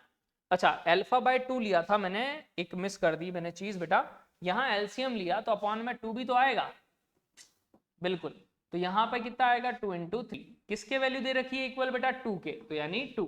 तो बीटा की वैल्यू कितनी आ गई 6 2 12 अपॉन 5 यानी माइनस का 12/5। क्या किया वापस समझा देता हूँ बेटा, ये अल्फा बाय 2 था, मैंने एलसीएम लिया तो यहाँ तो 2 लिख दिया, अपॉन में 2 लिखना ही भूल गया, तो वो 2 का अंतर आया, तो ये माइनस 12/5 बेटा। तो बीटा आ चुका है, यहाँ रख देते हैं, तो अल्फा कितना आएगा माइनस का 2 इंटू बीटा की वैल्यू माइनस 12/5 यानी 24/5। ये आ गया अल्फा और बीटा। अब मुझसे पूछा है अल्फा प्लस बीटा यानी 24/5 माइनस 12/5 यानी 12/5। 5 2 10, ठीक है बेटा, 5 2 10 हो जाएगा अपने पास, और कितना हो जाएगा 5 4 20 यानी 2.4। तो ये अपना आंसर, ठीक है बेटा। नेक्स्ट देखिए एक और क्वेश्चन फंक्शनल इक्वेशन पे। Let R denote the set of the all real number f defined on R to R be a function such that fx is greater than 0 for all x element of R and fx plus y equal to fx into fy for all x y belongs to R। जैसे ये दिखता है ना बेटा, सबसे पहली चीज तो मुझे समझ में आ जाना चाहिए फंक्शन a की power m plus n equal to a की पावर m इंटू a की पावर n, मतलब फंक्शन कुछ a की पावर x टाइप होना चाहिए, लेकिन a ऑलरेडी यहां दिख रहा है बार बार, तो मैंने मान लिया कि जो फंक्शन है वो क्या है बेटा b की पावर x है। क्लियर। अब मुझे क्या बोला है f of a31, f of a31 का मतलब क्या होगा b की पावर a31, नहीं फिर क्या बोल रहा है 64 टाइम्स f a25 यानी b a25। उसने बोला है बेटा ये a1 a2 a3 सब ap में है, तो ap का फॉर्मूला क्या होता है a plus n minus 1d यानी 30d, 64 a प्लस कितना d 24d हो जाएगा। क्लियर। 25 माइनस 1d, यानी अगर यहां से देखें इसको नीचे ले आए तो b की a प्लस 30d होगा अपॉन b की पावर a प्लस 24d होगा इक्वल टू 64 होगा। यानी अगर दोनों को देखा a की पावर m अपॉन a की पावर n, तो b की पावर 6d इक्वल टू 64। 64 को क्या लिख सकता हूं 2 की पावर 6, यानी b की पावर d की पावर 6 इक्वल टू 2 की पावर 6 यानी b की पावर d इक्वल टू 2 है। क्लियर। ये चीज मुझे पता लग चुकी है। अच्छा तो आगे क्या करना है बेटा, चलिए नेक्स्ट क्वेश्चन पे है, पहले इसी पे यही कैलकुलेशन कर लेते हैं। तो देखिए समेशन ऑफ क्या दे रखा है दिस f ऑफ ai। तो देखिए बेटा सबसे पहले इसका मतलब क्या है वो समझते हैं। f ऑफ ai का मतलब क्या है, देखना i की जगह 1 रखूंगा तो f ऑफ a1 आएगा, फिर f ऑफ a2 आएगा, up to f of a50 आएगा, इक्वल्स टू जो दे रखा है। नहीं, अब f ऑफ a1 का मतलब क्या होगा आप खुद सोचिए, b की पावर a1 फिर b की पावर a2 एंड b की पावर a50। समझ में आया हो तो ये होता है a, ये होता है a प्लस डी, ये a प्लस 2d यानी b की पावर a, b की power a plus D, b की power a plus 2d, b की पावर a प्लस 49d, ऐसे ही आएगा। यानी मैं अगर ध्यान से देखूं तो b की पावर a तो सब में कॉमन है, ये 1 प्लस b की पावर d आएगा, है ना बेटा, b की पावर d, ये आएगा b की पावर 2d यानी b की पावर d का स्क्वायर, फिर b की पावर 3d यानी cube and so on b की पावर d की पावर 49। ये है 2 बेटा b की पावर d की वैल्यू, यानी ये gp बन गई, आपको दिखा हो तो a ar स्क्वायर। तो gp का फॉर्मूला क्या होता है a r की पावर n, टोटल टर्म कितनी है 50 minus 1 upon r minus 1, b की पावर d 2 है तो बेटा r कितना है 2 का, ये b की पावर है एज इट इज बेटा। क्लियर। 2 माइनस 1 तो 1 इक्वल टू कितना है 3 इंटू 2 की पावर 25 प्लस का 1, ए स्क्वायर माइनस बी स्क्वायर दिखा क्या, तो मैं इसको क्या लिखूं b की पावर a है बेटा 2 की पावर 25 माइनस 1, 2 की पावर 25 प्लस 1, 3 2 की पावर 25 प्लस 1 लिख दूं, इससे ये तो कैंसिल आउट, मतलब b की पावर a जो आया वो फाइनली 3 अपॉन 2 की पावर 25 माइनस 1 आया। ठीक है बेटा। अब देखिए मुझे निकालना है दिस, नहीं कैसे निकालूं, इसका मतलब क्या है 6 से लेके 30 का, तो अभी एपी अगर आप लोगों ने पढ़ा हो तो वैसे भी स्टार्टिंग से निकालते थे कि 1 से कहां तक चला जाऊं 30 तक, माइनस क्या कर दूं 1 से 5, आपको पता होना चाहिए क्या i इक्वल टू 1 से 30 तक चले जाऊं, माइनस 1 से लेके कहां तक माइनस कर दूं 5 तक। तो भाई क्या फॉर्मूला है आप खुद देखिए, अभी हाल मैंने यहां से सिंप्लीफाई किया था, यही सेम टर्म, नहीं 30 बार खोलूंगा तो अंतर क्या आएगा b की पावर a आएगा 2 की पावर 30 माइनस 1 अपॉन 2 माइनस 1, समझ में आ जाना चाहिए, मतलब b की पावर a आएगा इंटू 2 की पावर 30 माइनस 1 अपॉन 2 माइनस 1 तो 1, ये आएगा b की पावर a, कितनी टर्म है 5, तो 2 की पावर 5 माइनस 1, यानी b की पावर a दोनों में कॉमन, 2 की पावर 30 माइनस क्या बचेगा 2 की पावर 5, माइनस 1 से प्लस 1 तो कैंसिल आउट।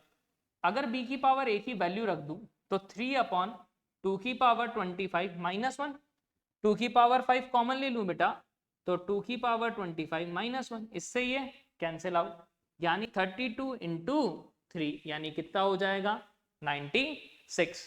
तो ये अपना क्या आया फाइनल 96 आंसर। इसी तरह से अगर आगे बात करूं बेटा नेक्स्ट क्वेश्चन की 13 वाला, मैं जब तक पानी पी लेता हूं। तो देखिए बेटा नेक्स्ट क्वेश्चन क्या कहना चाह रहा है, for all x greater than 0 y1x y2x y3x be the function satisfying this then the limit extending to 0 plus y1x y2x y3x plus 2x upon this. नहीं, तो सबसे पहले तो मतलब मुझे y1x निकालना है, y2x निकालना है और y3x निकालना है, मेरा पहला काम ये हो जाना चाहिए। तो देखिए बेटा क्वेश्चन जो दे रखे थे अपन को, मैंने यहाँ साइड में लिख रखे हैं, तो निकालते हैं। कैसे निकालेंगे भाई, y को एक तरफ x को एक तरफ, तो equal to sine square x into d x. क्या ऐसा लिख सकता हूं बोलो, y को एक तरफ लिया है उसको उधर ले गया, दोनों तरफ क्या कर दूं इंटीग्रेशन, तो इसका तो हो जाएगा ln y1।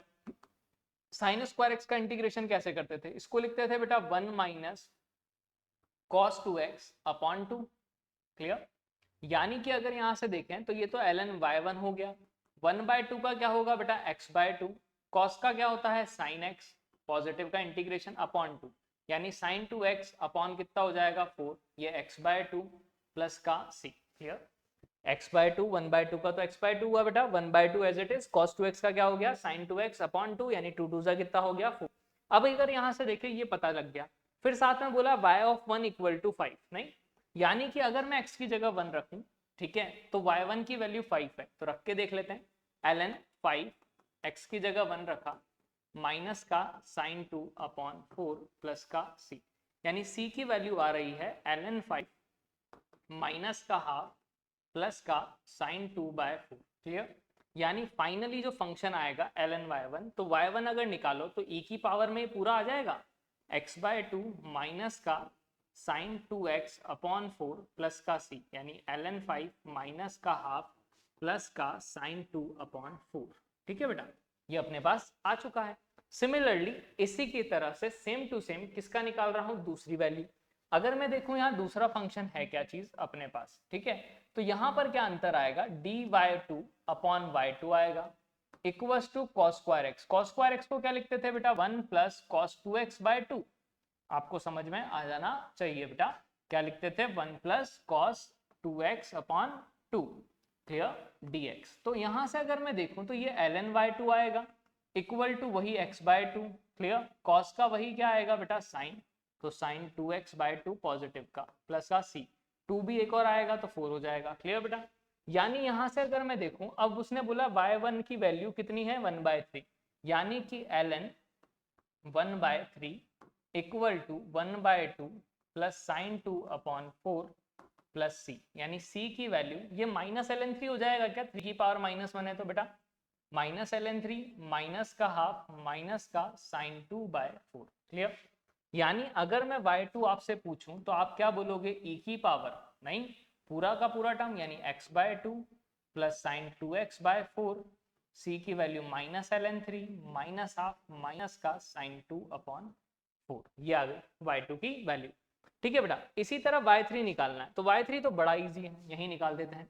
देखिए बेटा वापस से dy3 अपॉन y3 आएगा इक्वल टू 2/x³ माइनस का 1 हो जाएगा, है ना बेटा, और dx हो जाएगा इधर, क्लियर, इंटीग्रेशन कर देंगे, क्लियर, x³ से x³ तो कैंसिल आउट हो जाएगा 2/x³, यानी 1/3 का वही ln y3, 2 तो एज इट इज x की पावर -3 का क्या होगा x की पावर -2 अपॉन -2, तो -2x² -1 का -x प्लस का c, क्लियर।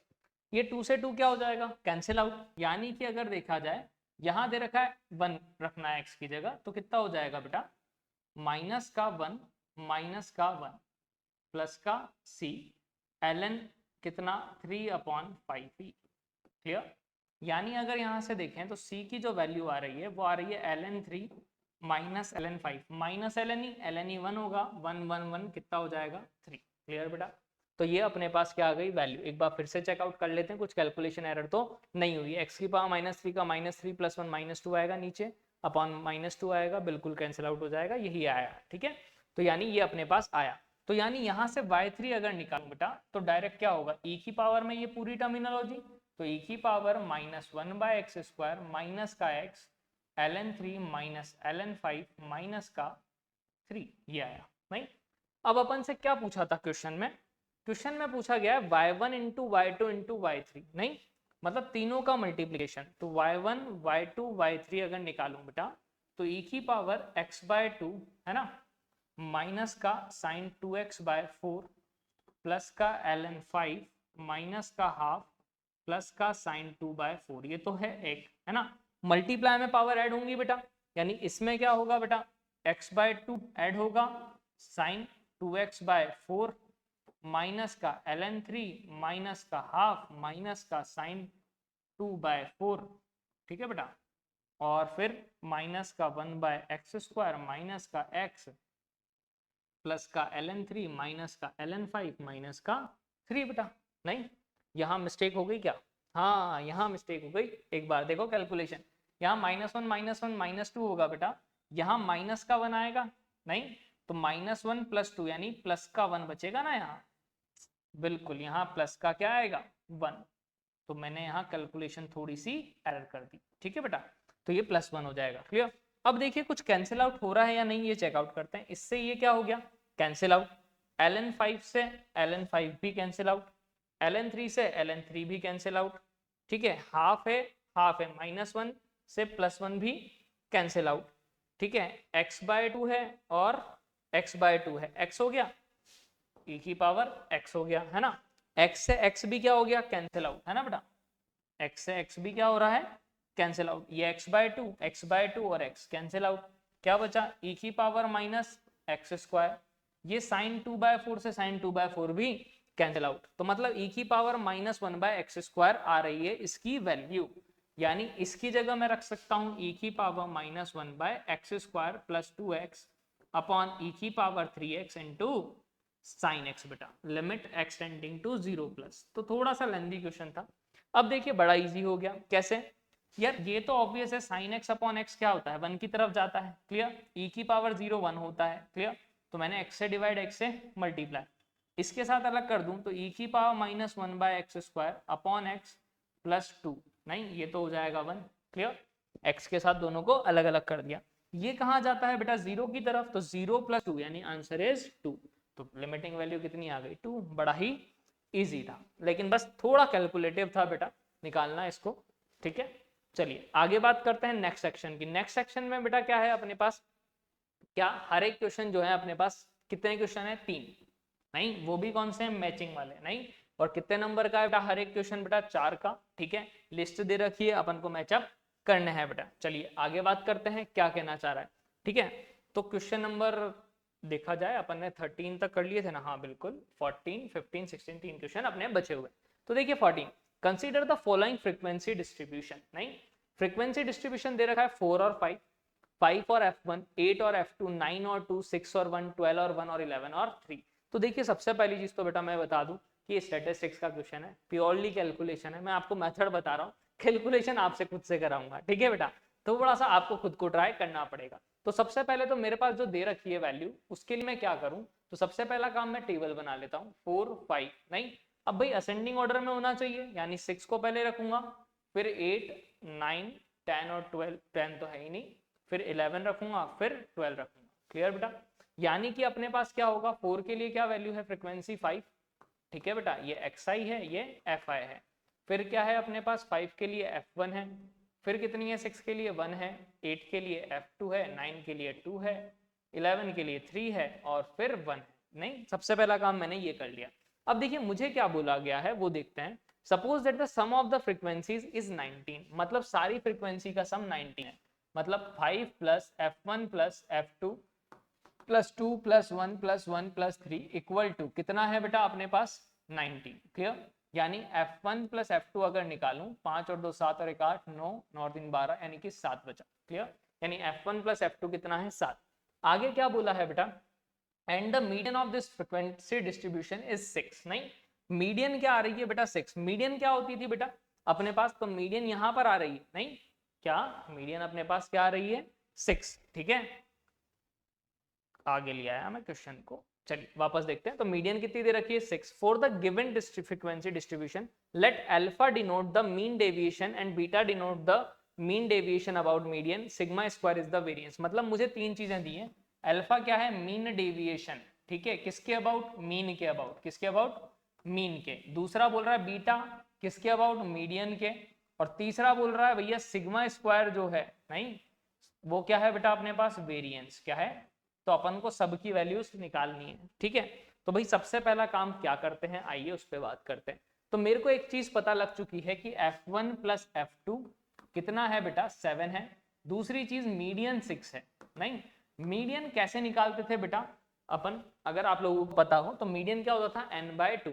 अपन को बोला फ्रीक्वेंसीज का जो सम था वो कितना था 19/2, यानी कि कितना होगा लगभग 9.5, उससे जस्ट बड़ा मतलब 10। नहीं, तो फ्रीक्वेंसीज का जो सम है 10 आना चाहिए। 6 वाली क्लास अगर मीडियन है तो इन सबका क्या होना चाहिए सम, 5 प्लस f1 प्लस 1 10 होना चाहिए। यानी f1 इक्वल टू कितना होना चाहिए 4, यानी f1 अगर 4 रख दूं तो f2 कितना आएगा 3। मतलब मुझे एक चीज समझ में आ चुकी है कि f1 की जो वैल्यू है वो कितनी है बेटा अपने पास 4 है। तो मैं 4 रख देता हूं यहाँ पर, कलर चेंज कर लेते हैं अपन। f1 की वैल्यू कितनी है 4 और f2 की वैल्यू कितनी है 3। क्लियर, ये मुझे समझ में आ चुका है। अब वो कह रहा है मीन डेविएशन निकालो, तो उसके लिए पहले मीन तो निकालें। मीन कैसे निकालते थे, summation of xi into F I. नहीं, तो xi इंटू एफ आई, 4 5 जा 20, 5 4 जा 20, 6 1 जा 6, 8 3 जा 24, 9 2 जा 18, 11 3 जा 33, ठीक है बेटा, और 12 1 जा 12। क्लियर, इन सब का क्या निकालेंगे बेटा सम। तो मीन आता था, मीन का फॉर्मूला ही क्या होता था एक्स बार, याद है आपको। एक्स बार क्या होता था बेटा अपने पास, मीन का formula summation of F I into X I upon summation of F आई बेटा। क्लियर, यानी इन सब का सम अपॉन इन सब का सम से क्या निकलेगा एक्स बार। क्या निकालोगे एक्स बार, ये पूरा सम अपॉन इसकी जो फ्रीक्वेंसीज का सम है। 19 था तो 19, गॉट इट। तो यानी कि अपने पास क्या आ जाएगा मीन। अब क्या करोगे बेटा, ये अगर एक्स बार आया जो निकाला आपने, तो हर एक में से क्या माइनस करोगे एक्स बार। नहीं, हर एक में से एक्स बार, मीन क्या निकालेंगे डेविएशन।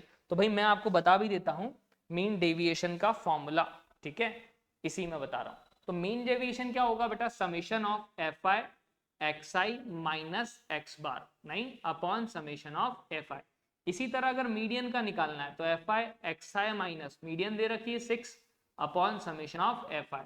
और अगर वेरिएंस निकालना है बेटा तो क्या होता था summation of F I X I का square upon summation of F I minus X bar का होल स्क्वायर। तो इन तीन फॉर्मुलों से निकालना है। तो अपना काम क्या है देखो मैं आपको समझा देता हूँ। एक्स माइनस एक्स बार है, एक्स बार यहाँ से निकाल लोगे, कैलकुलेशन करोगे, फिर एफ आई से मल्टीप्लाई करोगे।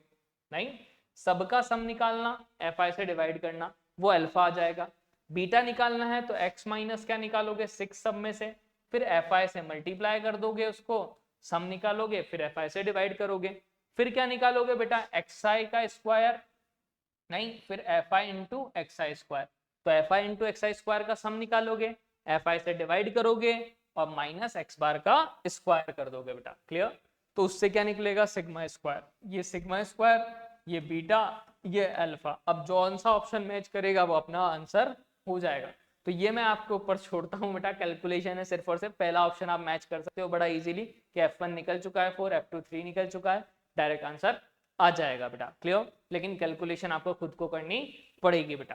क्लियर, चलिए थोड़ा सा और आगे बात करते हैं। फिर नेक्स्ट क्या है, चार option. Let R denote the set of all real numbers for the all real number X. Greatest integer function दे रखा है, greatest integer box of X. Match each entry list the correct entries list second, choose the correct option.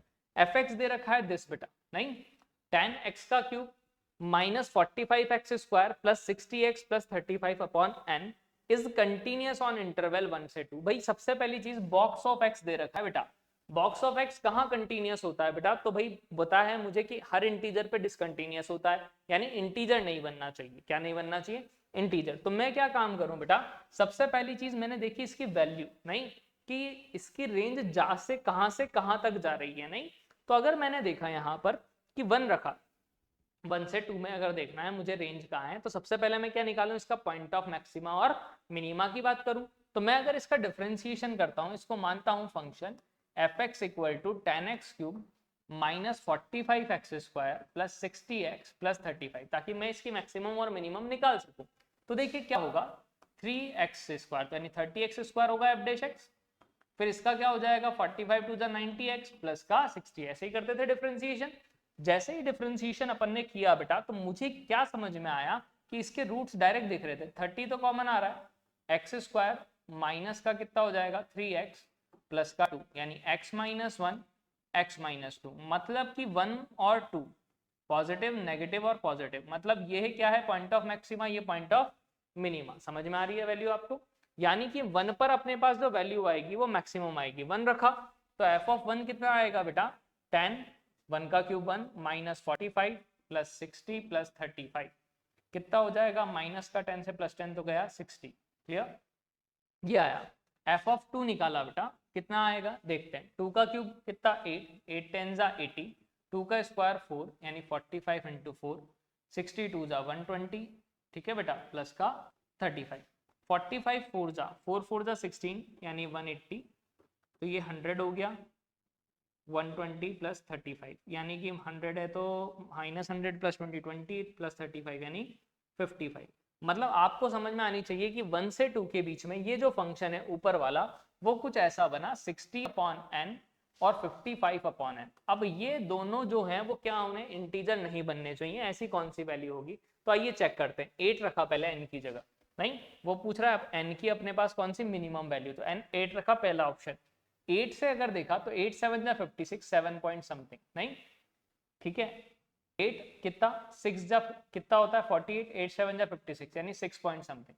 ये 6 point something से 7 point something के बीच में क्या integer आएगा, हाँ बिल्कुल 7 आएगा, मतलब डिसकंटिन्यूअस हो जाएगा, मतलब ये तो नहीं हो सकता।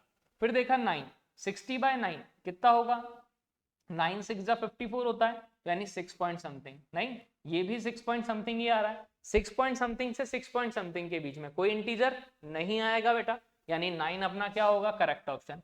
और भी रख के देखोगे आप, देखें 5 और 6, तो 5 और 6 पे क्या बनेंगे इंटीजर, जैसे कि 5 रखूंगा तो ये 12 आएगा बेटा, 5 रखूंगा 11 आएगा, 11 से 12 में इंटीजर आ गया, 11 पे भी और 12 पे भी, नहीं तो वो नहीं हो सकता, गॉट इट। तो यानी अपने पास क्या आया 9 आंसर, क्लियर, समझ में आ जाना चाहिए। ऐसे ही आप 6 रखोगे तो रखो 6, 6 से 10 बार होगा, 6 9 जा 54, तो 9 से 10 के बीच में 9 पॉइंट समथिंग से 10, 10 इंटीजर है तो ये भी नहीं होगा बेटा, क्लियर। तो यानी पी का ऑप्शन तो क्या है बेटा 2, मतलब अपने दो ऑप्शन तो क्या हो चुके हैं एलिमिनेट हो चुके हैं, सिर्फ अपन को यही चेक करना है। फिर देखिए बेटा, अगर आप ध्यान से देखें तो अब मेरे पास दो ऑप्शन बचे हैं, एक तो ये वाला और एक ये वाला, इन दोनों में क्या अलग है, क्यू भी अलग है आर भी अलग है, उससे ही पता लग जाएगा। क्यू निकाल लेते हैं, चलो the minimum value of n for which this दे रखा है, नहीं क्या करूं मैं बेटा, समझने का ट्राई करना, 2n square minus 30n minus का क्या है 15, तो मैं अलग अलग क्वेश्चन को अलग अलग पे ले लेते हैं अपन। 2n square minus 30n minus 15 है बेटा, एक्स क्यूब प्लस 3x है, वो कह रहा है इंक्रीजिंग फंक्शन है। इंक्रीजिंग कैसे पता लगाते हैं, g डैश x निकाल लो, ये n तो कांस्टेंट है, मतलब 2n स्क्वायर माइनस का 13n माइनस का 15 एज इट इज, इसका डिफरेंशिएशन 3x स्क्वायर प्लस 3, ये तो पॉजिटिव क्वांटिटी है, अगर फंक्शन इंक्रीजिंग है तो ये भी क्या होना चाहिए ग्रेटर देन 0, यानी 2n square minus 13n minus 5 15 greater than 0, 15 टू जा कितना होगा बेटा 30, क्लियर, यानी क्या कर दूं बेटा 10 3 जा 30, क्लियर, यानी कि माइनस 15 ग्रेटर देन 0। अब देखो बेटा 2n अगर कॉमन लिया तो n माइनस 5 होगा, 3 कॉमन लिया तो n माइनस 5 ग्रेटर देन 0, तो n माइनस 5 और 2n माइनस 3 ग्रेटर देन 0, ये अपने पास समझ में आ जाना चाहिए बेटा, क्लियर। यानी अगर यहां से देखा जाए बेटा तो क्या चीजें अपने पास बनी, 15 टू जा 30 था, मैंने मिस्टेक कर दी क्या, बिल्कुल मैंने क्या करा मिडिल टर्म स्प्लिटिंग में मिस्टेक कर दी, क्या मिस्टेक करी बेटा 15 टू जा 30 चाहिए नेगेटिव का, किसका नेगेटिव का, और यहां पर चाहिए बेटा तो क्या लिखना पड़ेगा माइनस का 15n प्लस का 2n, मैंने मिडिल टर्म स्प्लिटिंग में ही क्या कर दी मिस्टेक कर दी, ठीक है बेटा।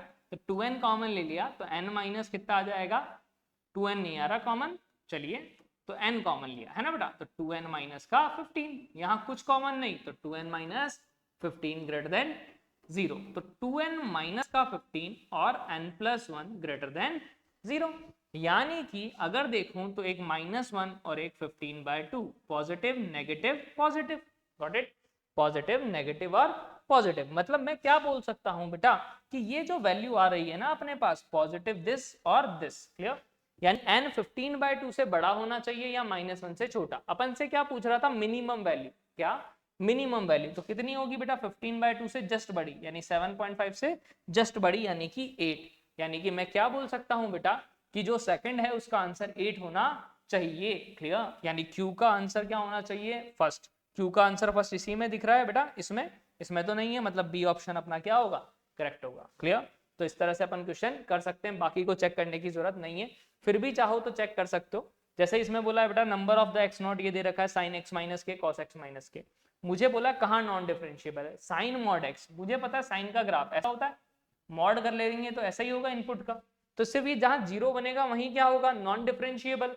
तो ऑब्वियस ही चीज है कि 0 पे 1 पे 2 पे इन पे क्या होगा, ये नॉन डिफरेंशिएबल। मतलब कि कितने पॉइंट आएंगे 0 से 4 तक, 0 1 2 3 4, यानी 5 पॉइंट आएंगे, तो इसका आंसर 5 होगा, ऐसे निकाल सकते हो। इसमें भी आप बड़ी इजीली निकाल सकते हो डिफरेंशिएट करके कि क्या वैल्यू आएगी, क्लियर। आइए चले आगे बढ़ते हैं, लास्ट क्वेश्चन, ठीक है, आज का 16 क्वेश्चन, जो कि किसका है बेटा, वेक्टर का। Let W equals to I plus J minus 2k and mu U and V vector, two vector such that U cross V equals to W। तो सबसे पहली चीज तो जब भी ऐसी टर्मिनोलॉजी आ जाए ना बेटा, तो आप लोगों को समझ में आना चाहिए कि यार U क्रॉस V अगर बोल रहा है अपन से W के इक्वल है, मतलब U जो है वो W के क्या है, परपेंडिकुलर, V भी W के क्या है, परपेंडिकुलर। मतलब मुझे एक चीज समझ में आ जानी चाहिए कि U dot W must be 0 होगा and V dot W must be 0 होगा। इसी तरह से यहाँ V डॉट U ये भी मस्ट क्या होगा, 0, परपेंडिकुलर होगा, क्योंकि तो परपेंडिकुलर में डॉट 0 होता है, और W डॉट U भी क्या होगा, 0, वो लिख चुके हैं अपन ऑलरेडी, कोई दिक्कत ही नहीं है। नेक्स्ट चीज क्या बेटा, let alpha beta gamma t be the real numbers such that U equals to alpha plus beta plus gamma, ये दे रखा है, ठीक है, minus t alpha plus beta plus gamma equal to 0 है, and alpha minus t beta plus gamma ये भी क्या है, 0 है, और वो भी 0 है। 3 टर्म 4 टर्म दे रखी है अपन को। Match the entries, list the choose. सबसे पहले मॉड बी स्क्वायर ये निकालना है, तो सबसे पहले देखो मॉड निकालना है, तो अपना काम क्या है, दे रखा है W, नहीं, तो W का मॉड क्या होगा, तो ऑब्वियस है मॉड W कितना होगा, रूट में 1 प्लस 1 प्लस 4, यानी कि रूट का 6, क्लियर। तो मुझे एक चीज बताओ कि यार यहां अगर मैं मॉड्यूलस ले लूं तो क्या आएगा, मॉड U क्रॉस V, मतलब mod U mod V, U और V के बीच में एंगल कितना है बेटा, 90 डिग्री, साइन 91 हो जाएगा, इक्वल टू मॉड W। यानी कि यहां से अगर मैंने देखा तो mod U into mod V कितना आएगा बेटा, √6। सिमिलरली यहां ले लूं तो mod V mod W equal to mod U, यानी √6 into mod V equal to mod U, यानी मॉड U की अगर वैल्यू रख दूं यहाँ पे तो √6 into mod V into mod V equal to √6, √6 से √6 कैंसिल, मॉड V का स्क्वायर इक्वल टू 1, यानी मॉड V की वैल्यू तो 1 आने वाली है बेटा V स्क्वायर की, यानी कि सेकंड ऑप्शन अपना करेक्ट है। यानी P का तो सेकंड है, मतलब 3 ऑप्शन है, तो यहाँ एलिमिनेट तो नहीं होगा, बस फोर्थ वाला तो नहीं हो सकता।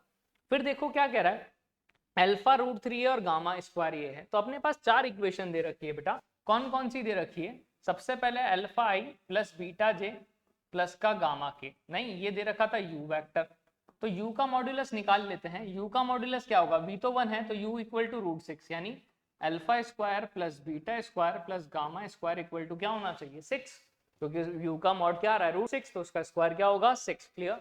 दूसरा क्या बोला है अपन से, माइनस का T अल्फा प्लस का बीटा प्लस का gamma equal to 0, alpha minus t beta plus का गामा इक्वल टू 0, और alpha plus beta minus t gamma equal to 0। 3 equation है बेटा, साइक्लिक दिख रही है, एक में यहाँ माइनस टी, एक में यहाँ माइनस टी, एक में यहाँ माइनस टी, नहीं तो या तो डिटर्मिनेंट से भी कर सकते हो कि आगे 0 करके, या डायरेक्ट सॉल्व भी कर सकते हो, जैसे तुम्हारी इच्छा है। तो देखिए बेटा सॉल्व भी कर लेते हैं।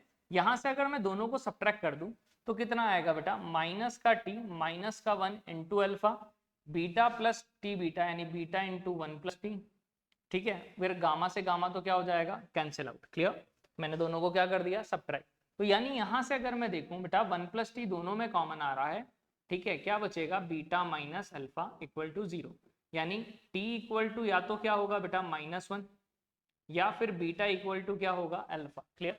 इसी तरह से इन दोनों को अगर सब्ट्रैक्ट करते हैं बेटा तो सेम टू सेम इक्वेशन बन रही है बीटा और गामा में, यानी कि वही t equal to -1 beta equal to gamma. नहीं, यानी अपने को समझ में आ गया कि या तो alpha equal to beta equal to gamma होगा, नहीं, या क्या होगा, t इक्वल टू -1, दोनों में से एक केस होना चाहिए। नहीं, तो पहले अगर देख लेते हैं अपन को चाहिए क्या, तो अल्फा √3 बोला है, क्या बोला है बेटा, अल्फा अगर √3 लिया तो भाई अल्फा बीटा गामा क्या इक्वल हो सकते हैं क्या, √3 और √3 का स्क्वायर 3, 3 + 3 3 + 3 यानी कि 9 हो जाएगा, 6 के इक्वल नहीं आएगा। समझ रहे हो, मतलब इस केस में ये तो पॉसिबल नहीं है, तो t उस केस के लिए क्या होगा, -1। समझ में आ जाना चाहिए, मतलब अल्फा जब √3 है तो ऑब्वियस है t क्या होगा बेटा, -1 होगा।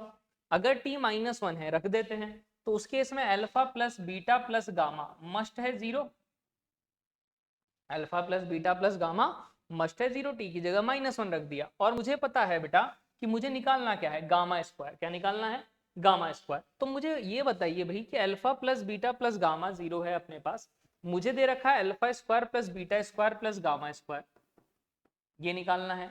ठीक है, इक्वल टू क्या दे रखा है, 6। नहीं, तो गामा की वैल्यू क्या होगी ये फाइंड आउट कर लेते हैं अपन, बड़ा इजी सा है। कैसे, alpha plus beta equal to क्या लिख सकता हूं, माइनस का गामा।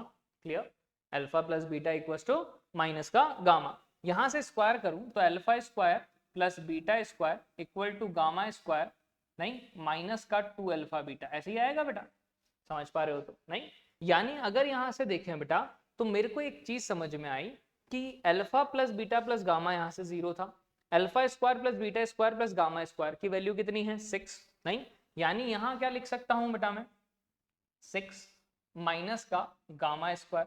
नहीं, अपन से पूछा है गामा स्क्वायर इनमें से क्या क्या हो सकता है। नहीं, फिर बोल रहा है बेटा अल्फा इक्वल टू क्या है, √3 है, अपन ने t इक्वल टू क्या लिखा है, -1, t -1 रख भी लिया है, मॉड u भी आ चुका है, मॉड v भी आ चुका है, मॉड w भी आ चुका है। अपन को निकालनी है गामा की वैल्यू, है ना बेटा। तो देखो alpha plus beta equal to gamma है, तो अल्फा प्लस बीटा की वैल्यू क्या होगी वो निकाल लेते हैं। तो देखिए यहाँ पर alpha plus beta plus gamma 0, यहाँ भी 0, यहाँ भी 0, इसका डॉट इसके साथ क्या होना चाहिए, 0। यानी अगर मैं देखूं u डॉट यानी दिस का दिस के साथ डॉट, तो अल्फा प्लस बीटा माइनस का 2 गामा इक्वल टू क्या होगा बेटा, 0। क्लियर, यानी यहां से देखा 2 gamma equal to alpha plus beta आ रहा है, यहां से आ रहा है gamma equal to alpha minus beta.